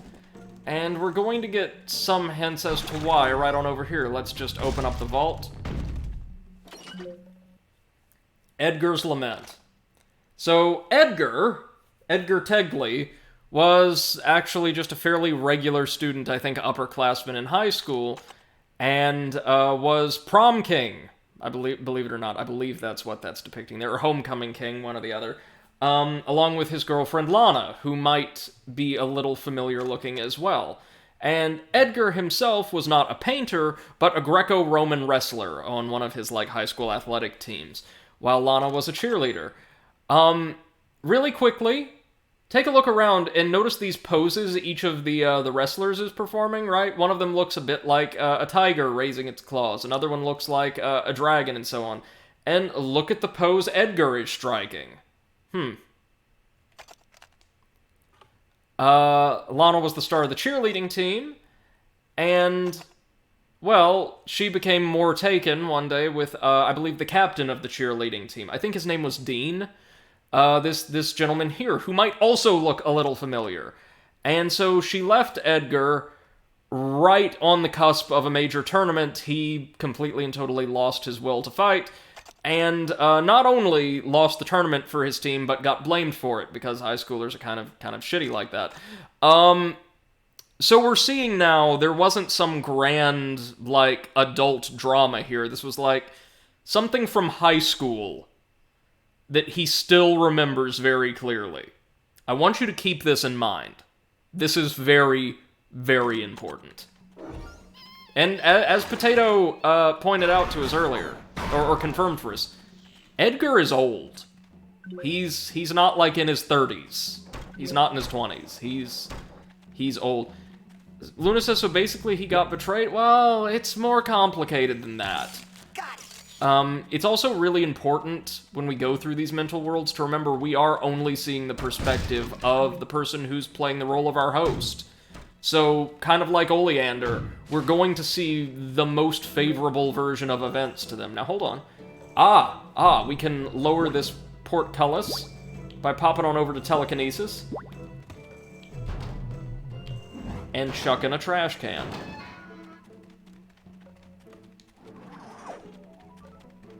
Again, all of this is totally optional. I missed the sewers entirely my first time through Black Velvetopia. And this brings us to yet another kind of secret area. And I'm sure you could see way back near the entrance to the sewers was our third queen in Luchador. Oh, hell, we need the guitar here if we want to climb up.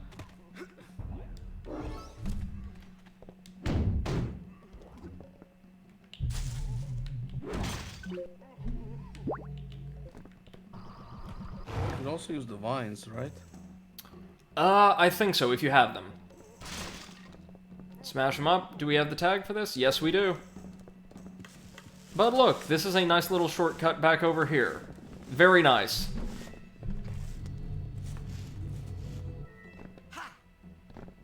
Oh, let's grab the phantom bananas really quickly. And head down on into the drink. Alright, so a quick jaunt back through the neon purple pee-leaking sewers later.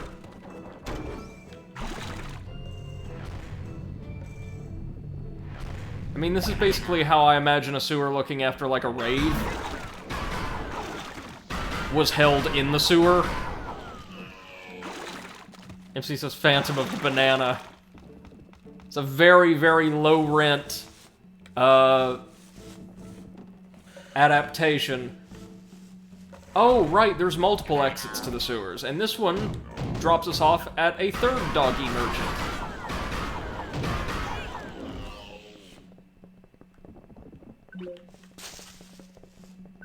There's 4 total.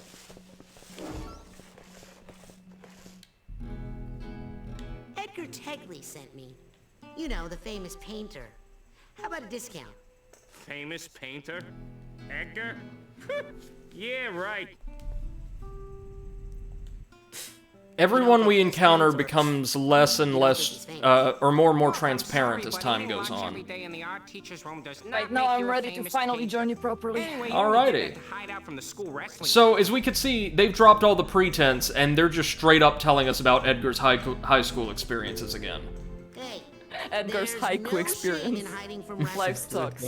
The story. Especially the wild animal type. Oh, what do you mean wild animals? Like dogs, eh? Oh, you got a problem with me now?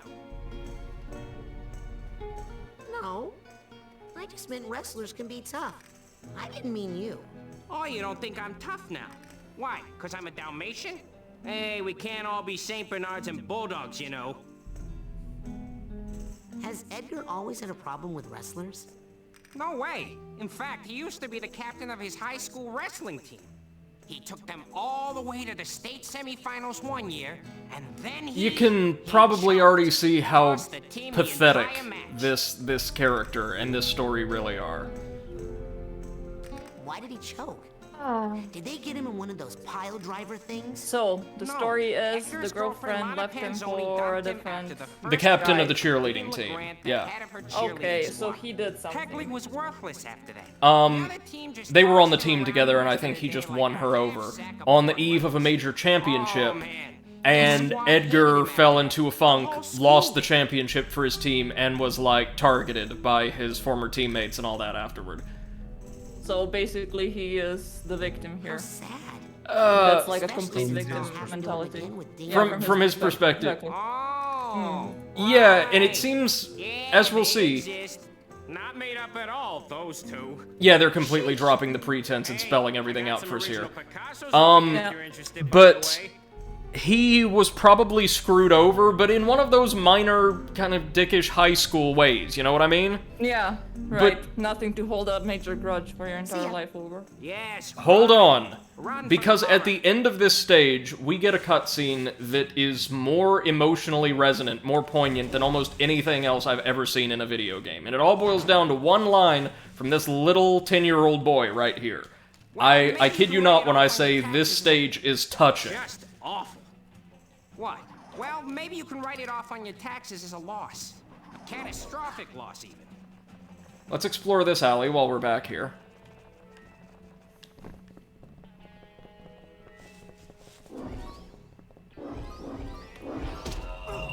Oh, sensors. Okay. Let's go ahead and zap them. Oh.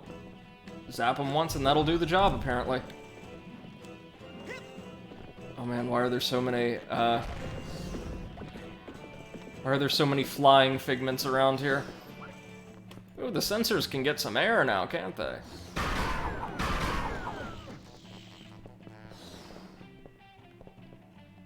Fast travel point. Just over at the end of the alley. That's gonna be handy. Oh, wow! We can see Lupita in the sun from here. Look at that! Mm-hmm. Holy mackerel. Jesus Christ. Like I said, y'all, the visuals here for a PlayStation 2 game, think it was also maybe released on Xbox. Released in 2005. The visuals in this game are stunning, nowhere more so than right here. Like these neon effects, whew! Son! How many figments do we have, by the way? We now have a majority of them. Excellent. We now have 100 of them, in fact. Make that 101. Oh, and there's the crow, or the raven, the crow, our third luchador opponent. I always feel like confused if something is a crow or a raven, and I'm like, yeah, aren't they the same? They're both Corvians. But one is like with a red beak and one is with a black beak, right? And size also. Well, I never had them like side by side to compare, I unfortunately. think a raven is much smaller. And I want to say crows are also far more intelligent. Oh, yeah. Like, crows have been noted to exhibit, like, basic problem-solving strategies. Oh, more right. than basic, advanced even. They can use tools. They can create tools. Are they the ones that can imitate human speech? No. Those are... No, actually they can. Oh, really? They actually can. Yeah. Also, there was... I did tell you about that crow in Turkey that learned to mimic cats meowing. Oh, right. Because she saw a lady feeding meowing cats that were like... Interesting. strays. Yeah. And which one of the two is the one that likes shiny stuff? Crows. Crows? Yeah. Those are the ones that we have then around the building that Beppo really doesn't like. MC says size matters. Oh, God. Alright, so... Everybody knows that, MC. This window serves as a teleport to a special zone we would otherwise never reach. Gives us an additional life that can be added to our projection depth queue, and drops us off right in front of the fourth and final luchador. But hold on, give me a minute. I'm going to get up, grab a new drink, put on a load of laundry, run to the restroom really quickly, because we are going to try to finish this sucker today, and we will be back in about 3 to 4 minutes. Don't go anywhere, y'all. And thank you so much to everyone for joining us. We were forced. Yeah. Thanks for joining, no matter how late you were. Yeah, sorry.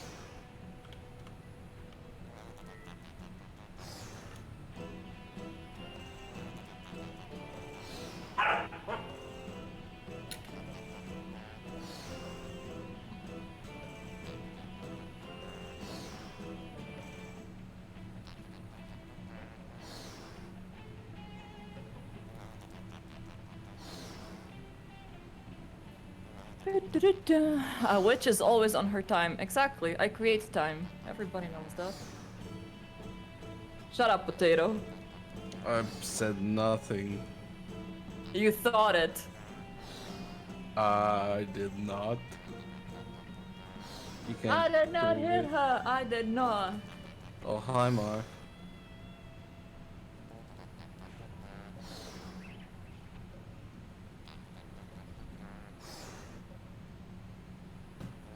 I just an ex-boyfriend of mine just posted a selfie of him shirtless and like shaven, like his beard shaved and stuff, and I'm like, I'm glad that's an ex. Oh. No, when I was dating him, he had a full beard, and that like really made him look nice. Shaven, it's like nah, not attractive at all.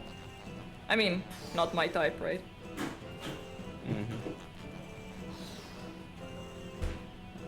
Sometimes I wish